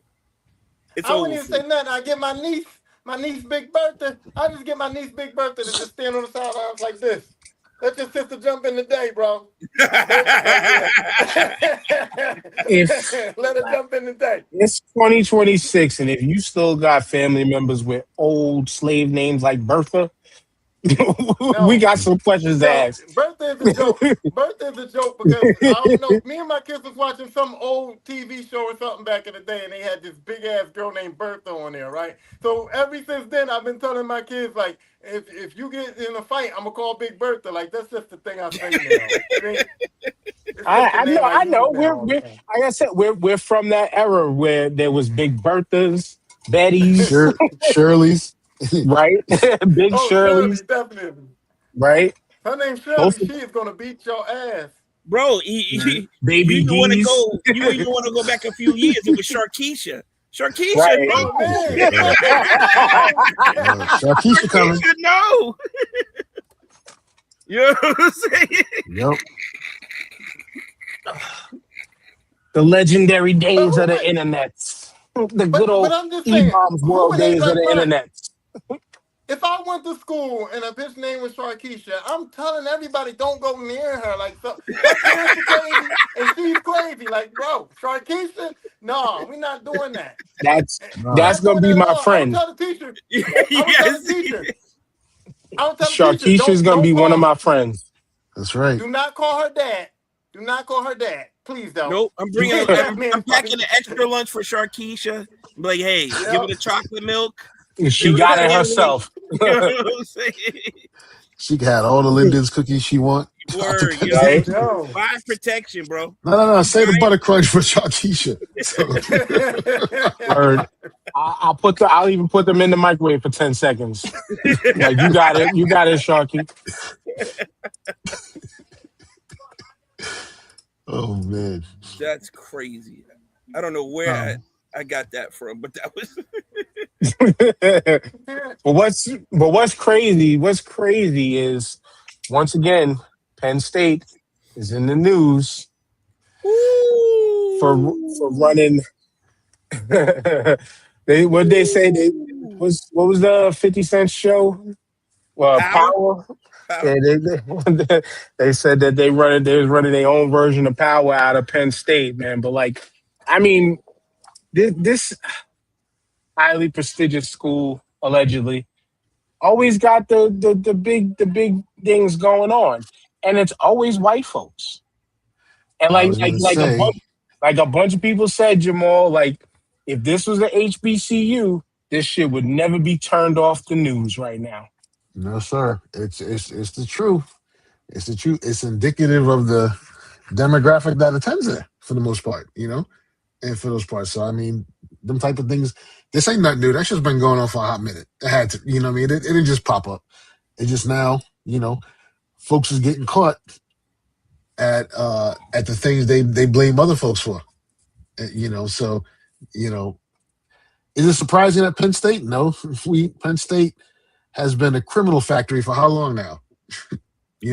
Facts. So Facts. who knows what else is going on there? And so it's not surprising. And, not to just pile on to Penn State, because I'm sure it's happening at other schools too, but Penn State, man, they gotta get their shit together. They may need to shut down education there for about 4 or 5 years and have a reset. Go through it and have a reset. Start pulling the funding. Figure out wherever else is going. That's a state-funded school too. You know what I mean? Jesus Christ. I don't know what the hell's going on in Happy Valley, but Penn State is the guy in the game that keeps doing dumb shit and getting caught. It's like we all doing it, but why you keep getting caught? It's like you just getting caught doing it. Ain't like I know there's cocaine in every college, bro. This shit is going on everywhere. We know this. Not like this though. We don't know the levels of the shit. These guys was moving keys a week, a month, bro. And you think that Harvard don't got that kind of money? You think Harvard don't got that kind of money? You think the people that go to Harvard can't move keys? You think that the people that? I'm just saying. I'm just saying. Not at the frat house. Not at the frat house, Ty. You know what I'm saying? They had people who for initiation bagging up the work, dogs. How you gonna get a felony just pledging? Right. And funny you said it. Funny you said it like that, because I was thinking of the name. They're gonna bring. They were working like they were at the Carter, and right. I was gonna say, that they somebody in there is trying to find a way to blame Kijana Carter. For sure. It's like that nigga did this. He started it all. Yo, Kerry Collins was the first customer. It's a new meaning to the whiteout, boy. I was like, damn. Yo, it's crazy though how nobody's mentioned the RICO charge though. Anyway, and it's every once it moves from state to state, you know what I'm saying? You can break down that they have an organization that is a RICO charge. Listen, man, Michael, you sound very familiar, brother. Allegedly. I watch a lot of movies, man. Damn. If it was an HBCU, this shit would be plastered everywhere. They'd be calling to shut whatever the university was down. Man. Yep. Mm-hmm. This is where our federal dollars are going to support state dollars. It'd be all that. Mm-hmm. School of thugs, thug university. You know how you know all the keywords and buzzwords will come back out. Yes, but see, I don't know if this will work, because if I was going to college, I'd be at HBCU, and if I was there, I would be bagging up, but the shit wouldn't work because I'd be like, 1 for you, 1, 2 for me. You know what I mean? Yeah, it would be front page everywhere if it was freaking. Let this have been Grambling. Oh, for that. Sure. But let this element or something like that, or FAMU, like. Mm-hmm. But shut down tomorrow, bro. That it's easier for the stories to be. All the fucked up shit that happens, it's easier for it to be black people. It's easier for it to be accepted. It's easier for them to tell the stories. It's easier for them to come out, because it's just this whole image that we are going to do this shit.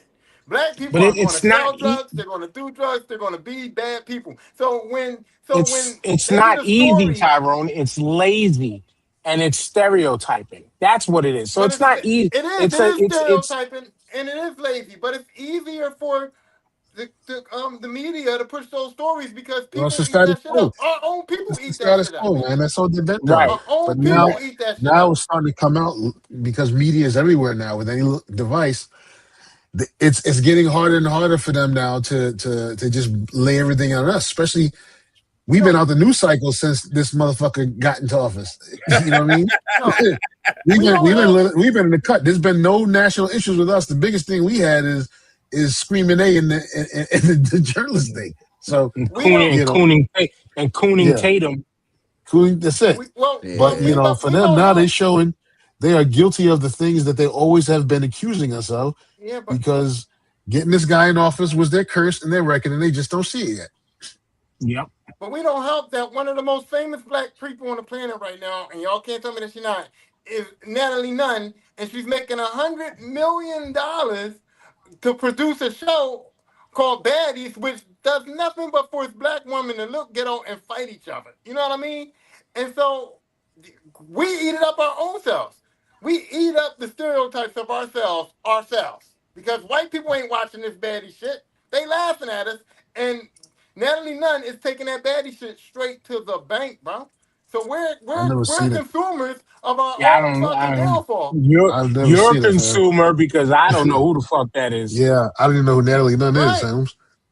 But she's making millions of dollars on this show, Baddies. I only know because people in my house watch it. And it's bad. Allegedly. It's terrible. And it's got all the ratings. It's got they built Zeus Network is built off of this. The whole entire network is Ratchetness. I've heard of it.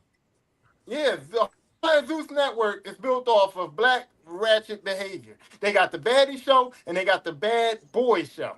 And it's just built up, and their whole network is all kinds of shows like that that's built off of black people fighting, getting drunk, doing drugs, being belligerent, all the kind of stuff they say about us, and it's going crazy. It's so crazy that they have a whole network that you can buy a subscription to watch this shit, bro. Well, that's cool and all right, but let's put it, and you actually performed what you just described in how it is easier to talk about black folks doing what is perceived to be bad when the conversation is about these white boys no longer getting away with this shit and getting caught out there. Let's stick to the topic because, again, this needs to be spread that, hey, it ain't always people who look like us. It ain't always people who speak Spanish or things like that. When these fucking clowns say that there's an enemy within, these motherfuckers aren't looking in the mirror because they are their own enemy within. And again, I hate to have to qualify because you should know it ain't all of them.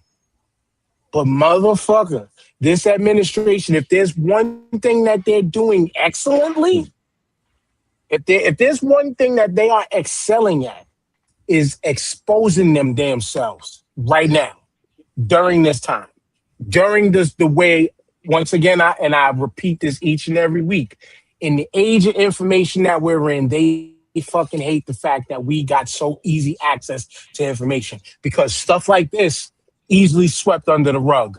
Sandusky, same place. How long have that shit been swept under the rug?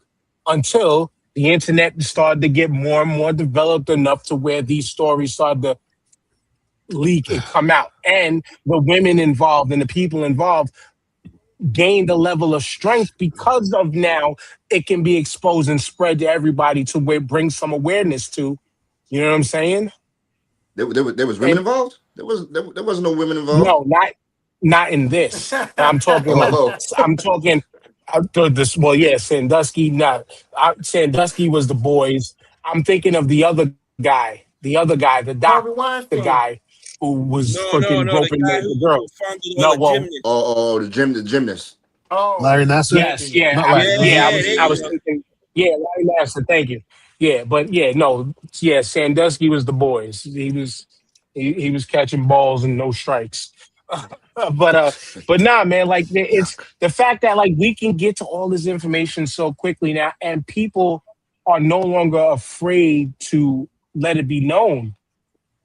Let it be known because there is a level of support in you being a legitimate victim in the situation. Not playing victim, but you are a legitimate victim. And nowadays it's so much easier to gain support from that when, again, like we talked about with parenting styles and errors.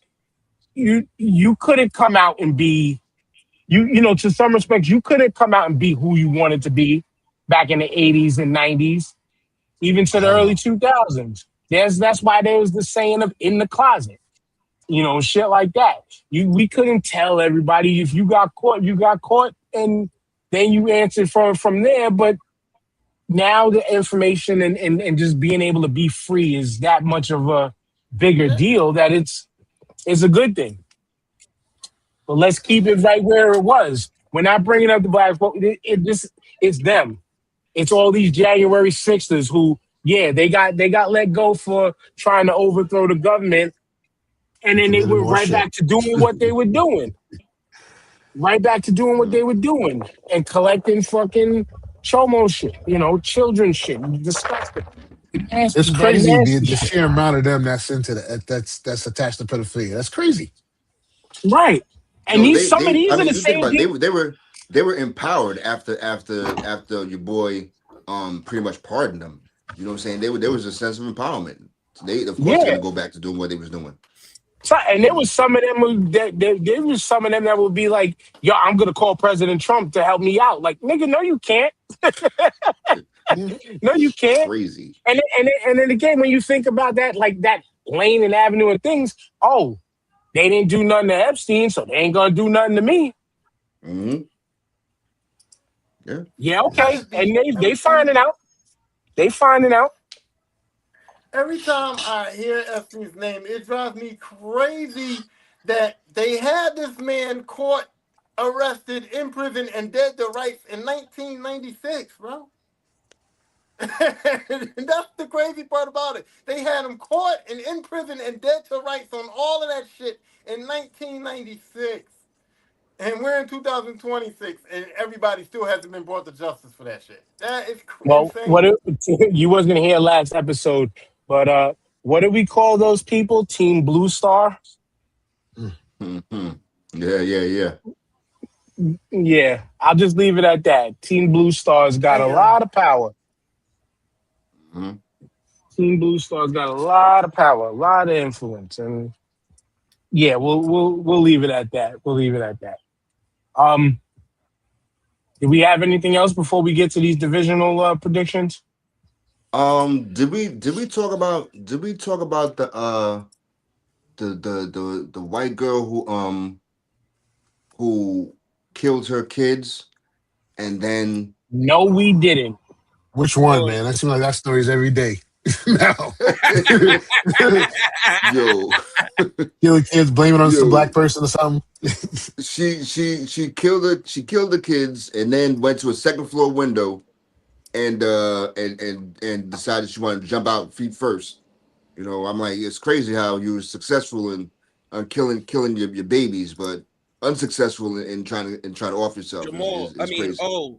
They said this woman was on, and I blame the doctors for this because it's partially their fault too. And none of them are going to jail or getting their license revoked. They were prescribing her a shit ton of medications, bro, to fuck her head up. She was going through postpartum depression and some other shit. And you should see the list of drugs. Yeah, I did hear about this, yeah.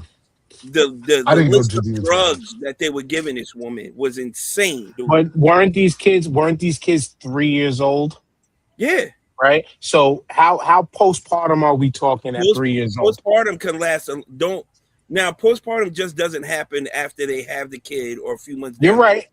You're right. For a long time.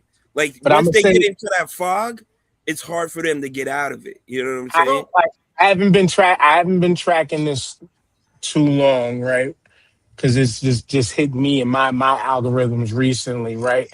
But and I'm saying this because there's no side of the fence I stand on, but I understand the logic in the statement that I'm about to make. So people are out there saying, so if you can sit back and make these kinds of excuses for this woman, who her name is Lindsay Clancy, right? Yeah. Then the excuses that people make for Chris Benoit are valid. I see what you're saying. I don't agree with that. I'm not saying that as if I agree with it, but I understand why people could make that kind of fucking comparison. I because a agree lot of because people, the thing is, were coming up. yeah, I agree. I agree with you 100% because I was on the side that says it's fucked up what Chris Benoit did, but there's hardcore scientific evidence that his brain was murked. It was done. Right. Right. That's what I was gonna say. Yep. Right. It was Right. done. He had it at a CTE at a level that he's pretty much a ticking time bomb as it was. And who knows what he was doing before that? It just never got reported to that family. But so, man, again, we are living in an era where the head, where the FDA and all that stuff has been deregulated, and the head of all that shit is RFK. So, our food is now the system is destabilized. You see, they slaughtering horses, right, to sell it for meat. They slaughtering wild horses now. Yeah, it was all in Project 2025 for those who didn't read it. So if you didn't read Project 2025, dude, they're slaughtering wild horses, and then now too. I'm gonna throw it to you, Tyrone. I'm sorry, but also a fuck you to the American farmers. This guy is now trying to lower costs. And where does he go? Where does he go to buy beef now? The place that he tried to help bail out. Exactly. Well, go ahead, Tyrone. So with the Chris Benoit situation, I said this too. There was a sense of responsibility for his wife. There was a sense of responsibility for the WWE because his wife, they said that there was record of like some things going on between him and his wife, some domestic shit between them before. So his wife had a sense of responsibility to say, hey, something's wrong with my husband. Maybe we need to figure it out. Maybe he needs some therapy. Maybe he needs to stop wrestling for a while. You know what I mean? There's a sense of responsibility to WWE medical staff who knows this man's on drugs. Knows this man. I would put it more on them than his wife because she was probably scared for her life and she had reasonable reason to be so. As you see what happened. You can tell WWE. You can't just be a silent victim, no. I don't believe in silent victims. I believe you tell somebody you try to get help. Yeah, but not to cut your whiz right there, but it's once again when we're talking about and when the generations of these things happen, that thing happened and these moments in their lives was happening, we were in a place where it was hard for women to speak up and speak out. So the silent victim thing is kind of unfair, especially for that situation, because the times were different. The times were different. I can agree with that. I'm not saying it was an easy thing for her to do, but also with this with the Clancy situation, with this lady situation, right?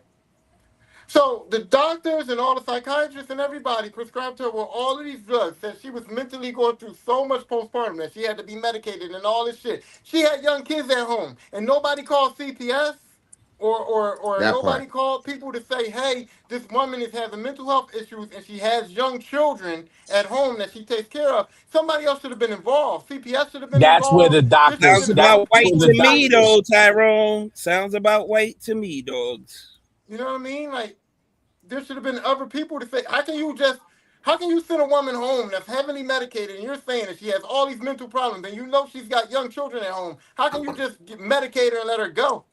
Like, where's the responsibility of to say, hey, she might do, there's a possibility she's going to do something to these kids, you know what I mean? And that's where TJ's saying before that, how are there no doctors being brought up on charges behind this? They should be. How? They should. They gave her a cocktail of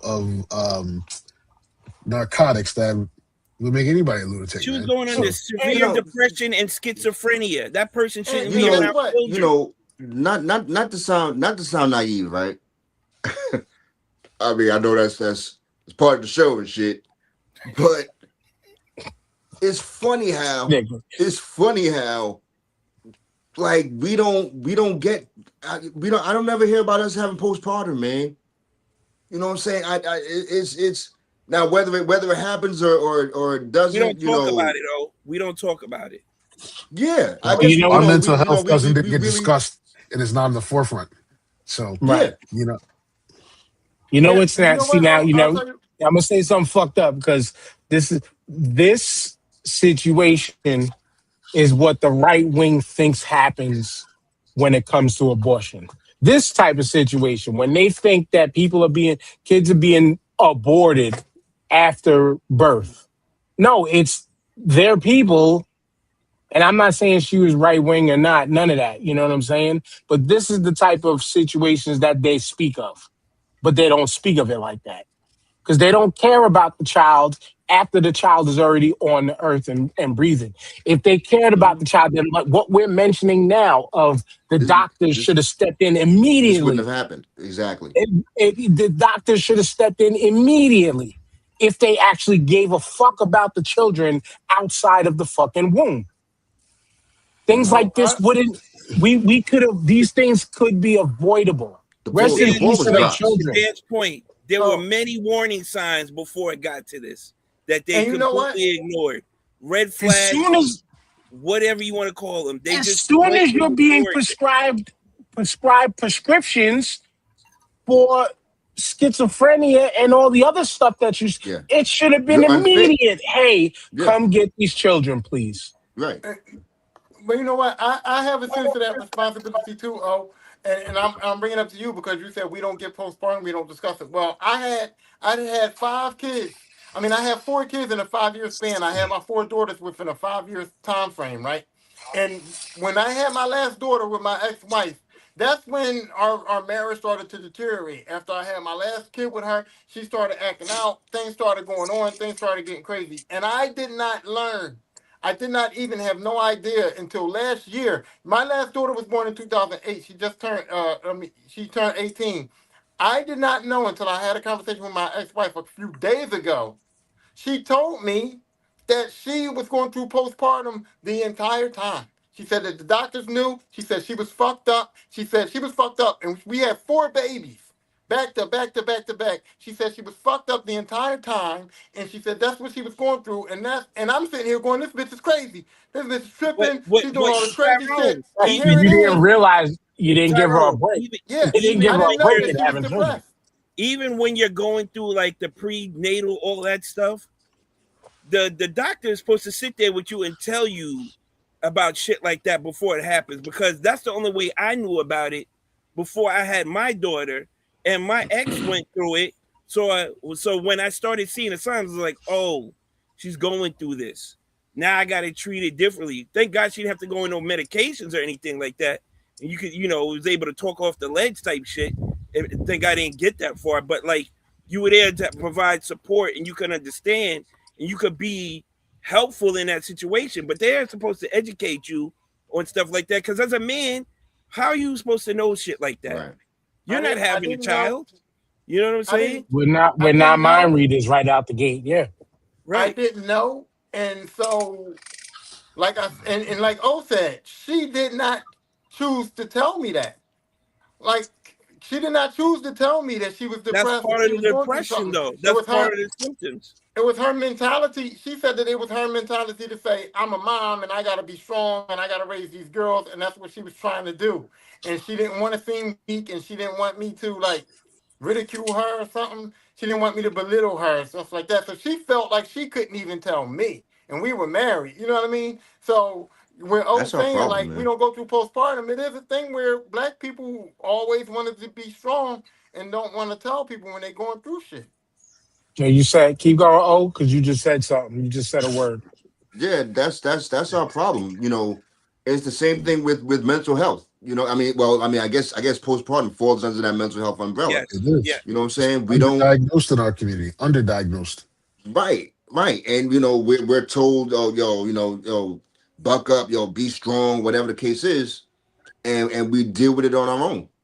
You know what I'm saying? That's why I started a conversation like, you don't hear about us having, Black women having postpartum. It's like because they keep it to themselves and they try to be strong. To other people or anything like that. Keep it within yourself or within house. That's the way we was taught.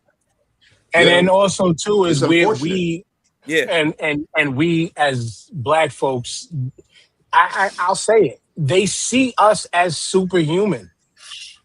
We've been treated medically like we're superhuman. Again, our people have a long history of.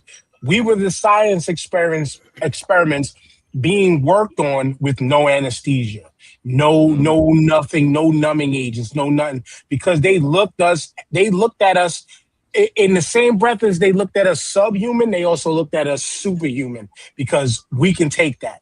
We Yep. can do that. But Right. a lot of, We have a but a higher lot, threshold. yes, but a lot of, especially the mental health things. Like I've discussed my journey on here for years because at some point, us as a people, we got to say, hey, you eventually got to check yourself. Like I just told my wife recently, she's asked me what's wrong, and I've described it like, I was starting to go stir crazy and stuff. Stuff like this has been helping me doing the shows and stuff and talking to people about anything. It just helps me keep me out of the fog of damn it, I'm freaking I'm just in the house doing nothing, resting up, still trying to heal this thing that still hurts.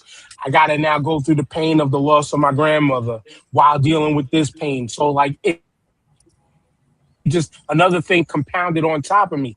But still got to be. I'm open enough to try to find those avenues to let it out, to let things out and let things go, to try to keep the mentals. And this is why, this is why too. Like for me personally, and you go ahead after this, Tyrone. It's like I went through the therapy route, but I've always made myself accessible to my peoples on the level of my brain is Fort Knox. If it comes into me, you ain't got to worry. It ain't going to go nowhere else unless you want me to describe something for you. So if you need somebody to talk to, I'm available. Because that's another thing that we should be there to lean on each other in those types of ways. Y'all Right. need me, I'm available. I'm available. If you don't want to go the medical route, I'm available. You can't do it by yourself. You can't do nothing by yourself. You know what I'm saying? Like Absolutely you said, not. you're going to need help eventually, and that's our downfall with a lot of things too. Thinking like it's me, I'm gonna put it all on my back, and I got it. And that's a failure. That's a mentality. That's a mental failure. Like it's a flaw. You know what I'm saying? Like you can't think like that. And then you have to find the right people that's going to want to help you and not take advantage of you. That's also another thing. You run into people who see your situation and want to take advantage of your situation too. That's true, TJ. But as I also was when I told my wife what I was feeling, unfortunately, sometimes though, no matter how much she's there and she's there for life, right? Right. I still have to work it out. I No, still gotta work it. it's I on still you to gotta want to fix. fix it. It's on you to want to fix it too. Yes. Yes. I've been Go ahead, Tyrone. I've been working it out. I've been working my mentality out, believe it or not, on like by doing this shit. By doing this shit. I've shared a lot of personal experiences with you guys because I know you guys aren't going to ridicule. You guys are going to kind of understand what I'm going through. You guys are going to talk to me like men. I've shared a lot of personal experiences on my own podcast. I wrote for Vocal and I wrote, I wrote a whole what I went through with my ex-wife and our kids and all that on there, and I got positive feedback from that. You know what I mean? So I've been putting certain things out there that I feel depressed about or angry about, or certain things about myself that I want feedback for out on social media outlets and things like that, because therapy didn't work for me because my problem with therapy was that the therapist always kept saying to me, I know you feel like this, and I know you feel like that. And it's like, I don't feel like what you're fucking saying. Listen to me and let me tell you how I'm feeling. So, You so, you so I also got have to to a, find. You also have to say that.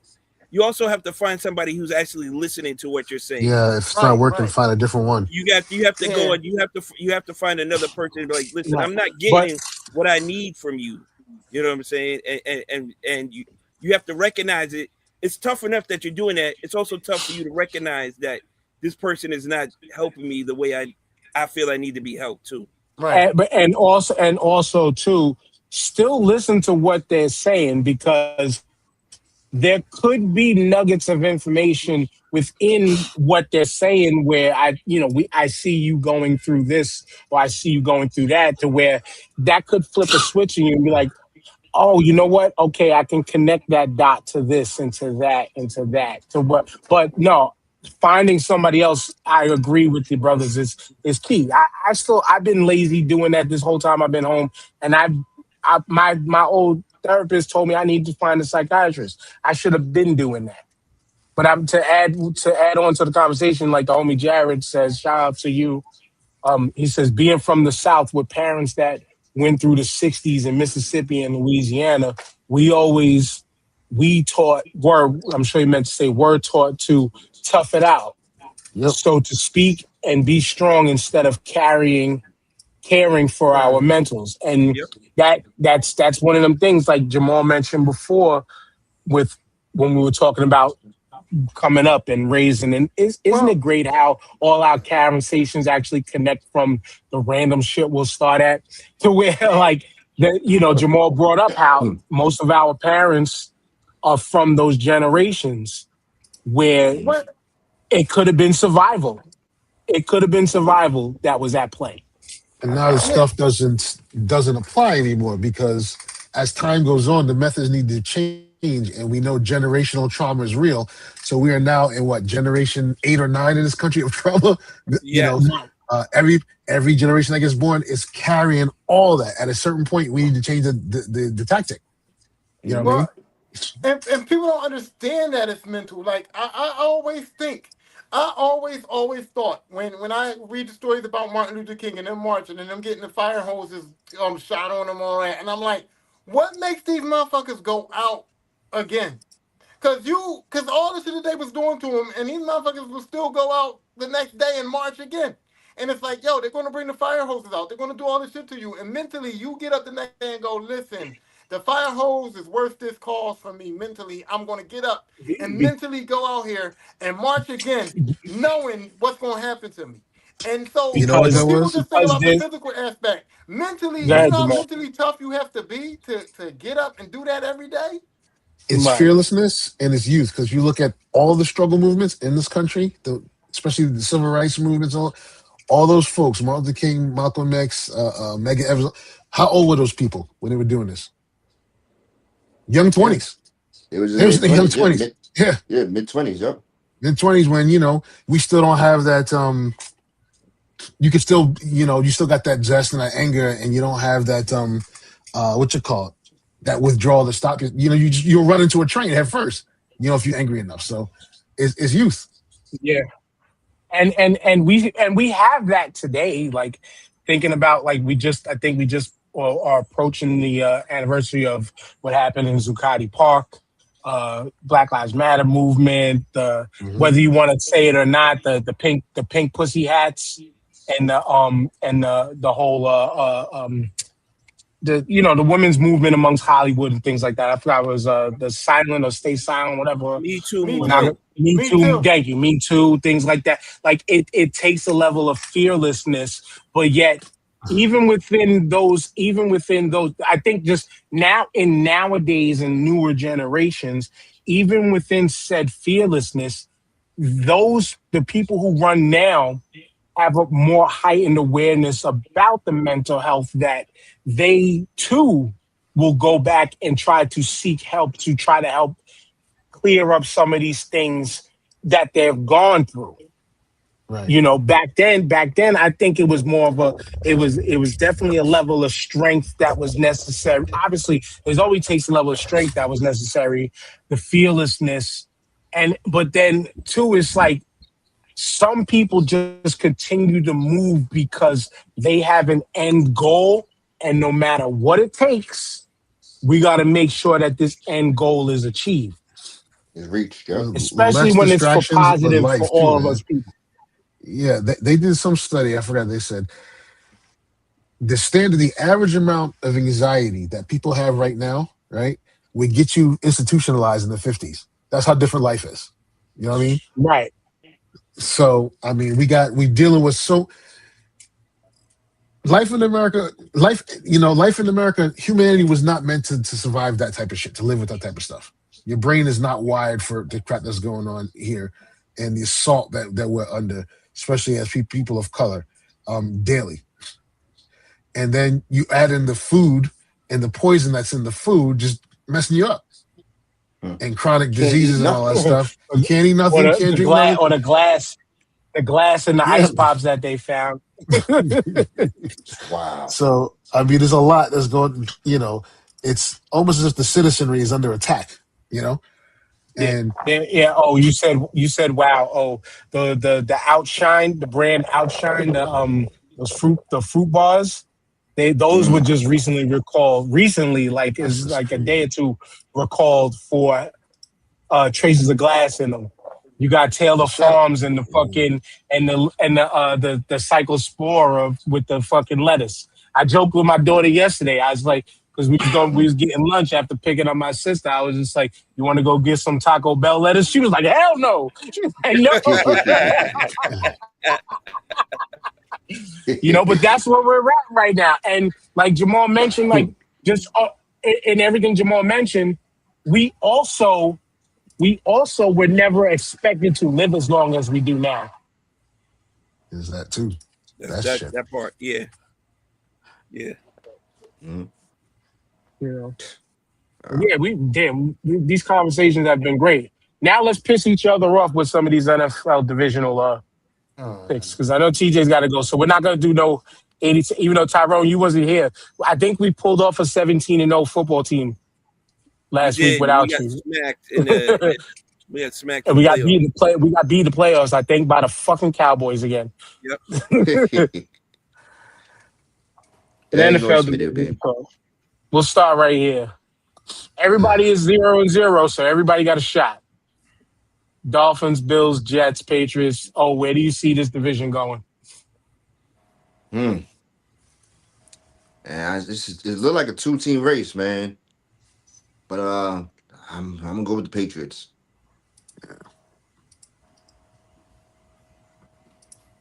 That's AFC East, right? Yes, I think I like those chances too. Tyrone, AFC North, Bengals, Steelers, Browns, Ravens. Ravens ain't making that much.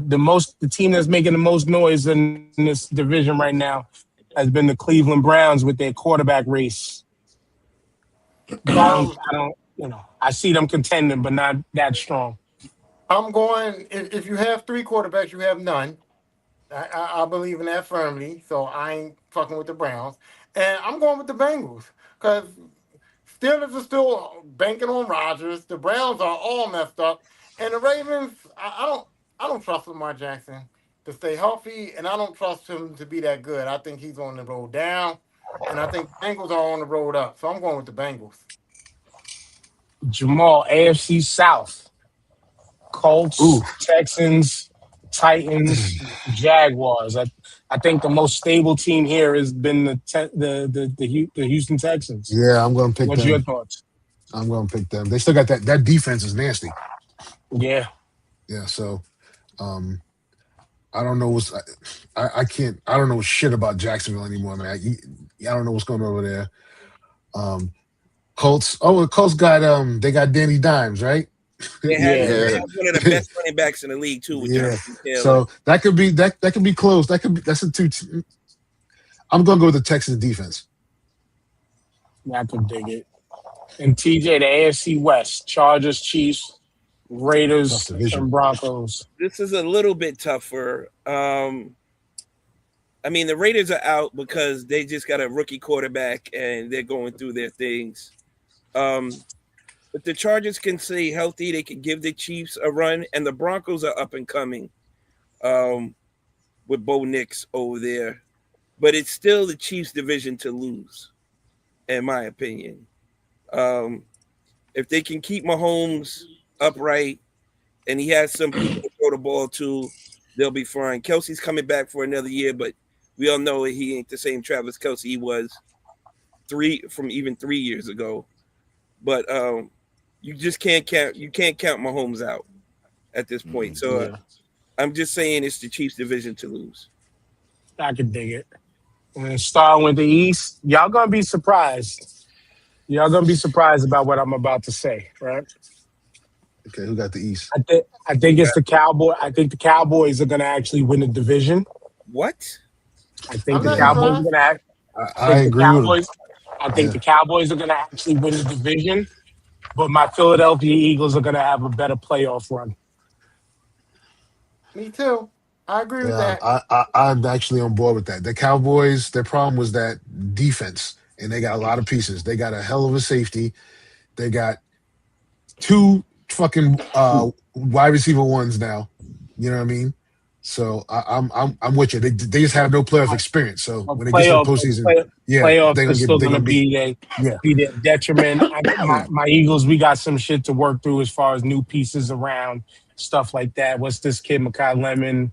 How is he going to turn out? Things like that.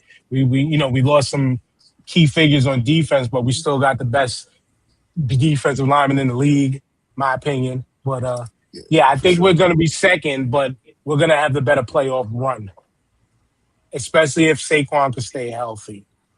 Oh, NFC North. Vikings, Bears, Packers. Is the Madden cover star going to turn this around for them? I like the Lions, man. But I think it's between the Lions and the Bears, man.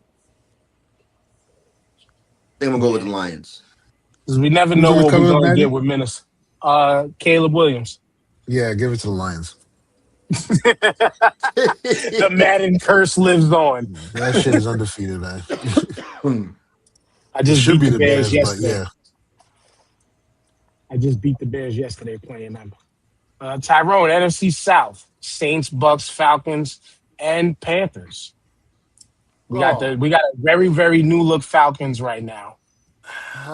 Saints don't seem to have improved. The Bucks are the Bucks. Will this division even have a team that makes the playoffs? No, they have to. They have to. They have to. At least one. The Falcons are messy, though. I mean, they got the running back, but they're messy. They're messy at quarterback. I'm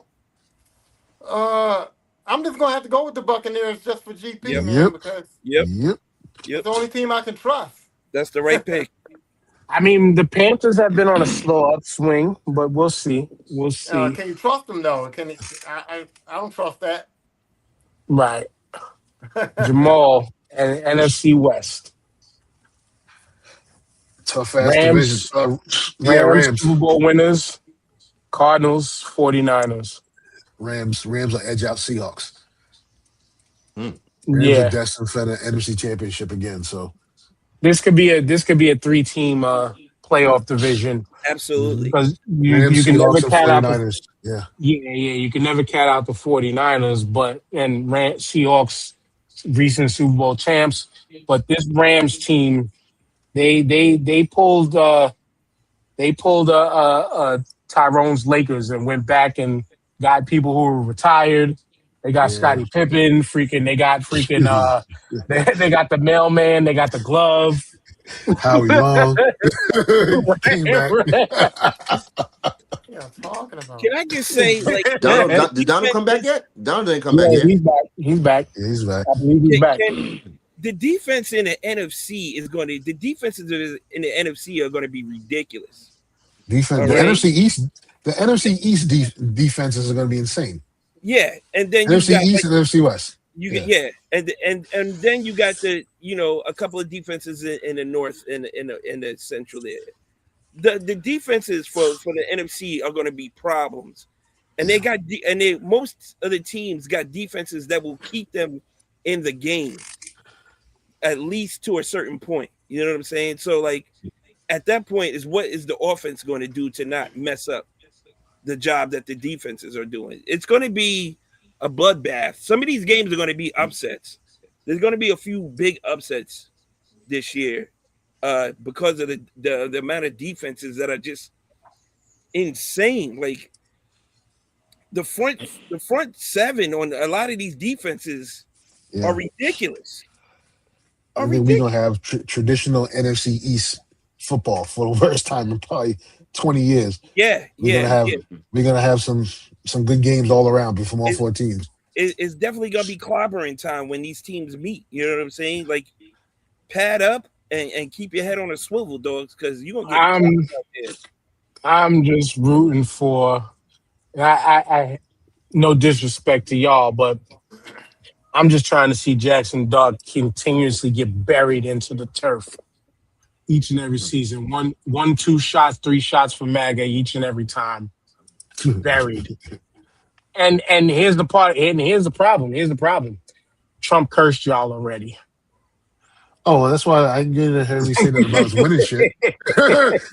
Listen. That Trump curse is undefeated too. Look, you know, we could have swept them damn Spurs. You know what I mean? We could have swept them damn Spurs, just like everybody else. But no, the Giants' saving grace for the offense is gonna be fine, but the Giants front seven is nasty. It's nasty. Our corners ain't worth shit, so we got to have a nasty front seven. That rookie, Arvell Reese, it doesn't matter. It's gonna be a problem for years to come. We got more edge rushers than anybody in the league at this point. So is CTE Scatterboo's going to be a problem too. He's gonna live as long as Peyton Hillis did in the league. Mm-hmm. Well, they bought in that 300-pound oxen ahead of him, right? That they got from Baltimore. Ricard. Yeah. So they run a 2-back set where Ricard going to be, Well, we just picked up Najee Harris. I mean, I'm no fan of his, but he did look all right so far. Yeah, I did. Yeah. So that they picked him up because what's his name? Tyrone Tracy. Yeah, he's Tracy can't block. Yeah, he's out. He's gone. Jackson Dart got clobbered in that Playboy.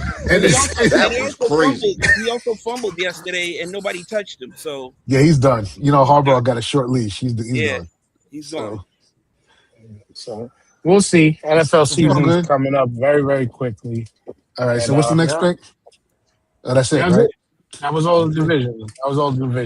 So we'll see how this NFL season goes. Yeah, be surprised that I picked the fucking Cowboys. Nah, don't be surprised. In the division. They actually got a good squad, man. Yeah, they got a good squad. They built it up. But for the regular season, I just don't know. How do you beat a team like the Rams that score 35 points a game and now have that defense? Like, that's crazy. You got to outcoach them. Got to outcoach them. Yeah. And that Rams team is good for a mistake or two that is costly in games. Of course, and Sean McVay that's his coaching style. He's aggressive, and his coaching style is known for a mistake or two. You know what I mean? So yeah. Jared said ODB is going to make the team, but he means OBJ. Shout out to you, Brian. I know you'll play catch up later. But yeah, man, this was really good today. We're done. Yeah. We're done. Back to the Fall Guy Go. Oh, you know what to do. Oh man, great show, man. It was had some deep topics, but it was topics we had to talk about. You know what I'm saying? Word. Shout out to the listeners, shout out to the viewers, shout out to you guys, man. Special shout out to the gamers. This week coming up, we're supposed to be what you call it? Boycotting this week. Because of the fact that Sony decided to do away with physical copies. Yeah. Yeah. Oh. So really? We're supposed to be shutting the network down this week. You know what I mean? So good thing I don't play Madden online anymore. Yeah. There was like you play offline, you good. But yeah. So I get to catch up on my shows and everything. I get to watch and focus on lanterns and shit. And side note, something we didn't talk about. I'm sorry, we're not going too far, but something we didn't talk about. And y'all military brothers, I know y'all heard about this alleged incentive that the U.S. military is trying to say, we'll give you a 4-day pass to play GTA 6 if you enlist. Because the enlistment numbers are running kind of low. What are y'all thoughts on that, real quick? You two military brothers. What are y'all thoughts on that dumbass shit? Here's my opinion. It's fucking stupid. but go ahead. It's sad, boy. When you got to come up with these gimmicks, boy. It's pathetic. You know what I mean? But stupid ass administration, man.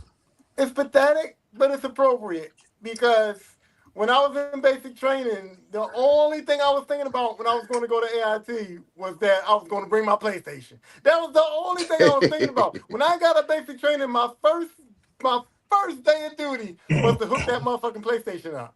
So I get it. I get it a little bit. But see, now they didn't say a 4-day early release pass. They said they're giving you a 4-day pass to play the game. Not early release, you get it ahead of everybody to come join the military. But they really think that the youth is that gullible that, I'm going to join just to get GTA 6 ahead of everybody? Oh, yeah. I mean, they can't. I mean, oh, yeah. They can't read that as it is. You know what I mean? So you be surprised how many recruits they going to get out of that. See, now, if they were smart, which they're not, but if they were smart, you hire Call of Duty players, no? you would think. Or you hire Fortnite players because they can shoot and build. Yep. That's coming next. But the GTA players gonna get on that front line though. They think they're impervious. They're gonna be on that front line out there at Wilding. Yeah, thinking they could run out in fucking Afghanistan or something like, hey, give me that tank. They think they're gonna respawn somewhere, and you don't respawn in real life. You know what I'm saying?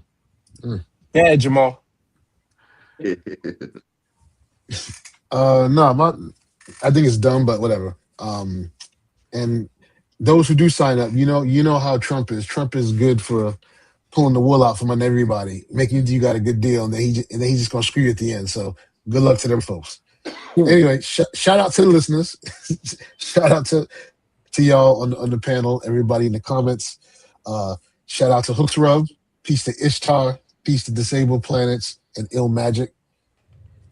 Passing it over to Tyrone. Oh yeah, okay. Yeah, I enjoyed the show. I like when I get to get personal sometimes, talk about my kids and stuff like that. Shout out to the listeners too. Brian's always in the comments, and how I feel about him always showing up for us and stuff like that. And shout out to young Kobe. I mean, she just had a baby, and she's got to go through these gallbladder problems, and she's my sensitive crybaby ass child, and she ain't been crying. She been taking it like a champ. So I just want to give her a little shout out and let her know, good for her, because this is a lot to just have a baby and then be in the hospital and stuff. But she's dealing with it, and she ain't been crying too much. She's been crying a little bit, but not too much. So I gotta give her props for standing up. And that's it. Shout out to you fellas. It's good to see everybody on the panel today. To the listeners in the comments. Once again, Dan, deepest condolences to you and your family. It was a pleasure meeting your grandmother with the opportunity that we had to meet her. So that was very nice. And yeah, hopefully we can all get together and do this next week. Yep. We'll be back one way or another. Piece of my hand, and that I just popped a freaking blister that I had that I got we gotta see that. from thanks for sharing. Yeah, like who cares?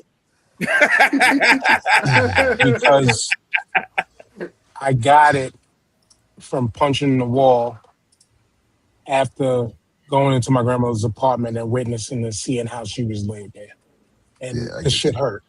This shit hurt. Now he gonna make me feel bad for my who cares statement. I take it back. Well, at least you ain't say nothing about his ashy hands, fam. You get that pass for a little while. Some things ain't changed, but as we mentioned to GP down below, a life came into this world, and unfortunately, a life had to go on the other side of it. So love you, Grandma, forever. Rest easy. And yeah, 20% off that order at hooksrub.com using the code STAR5. Peace. We should see y'all next week.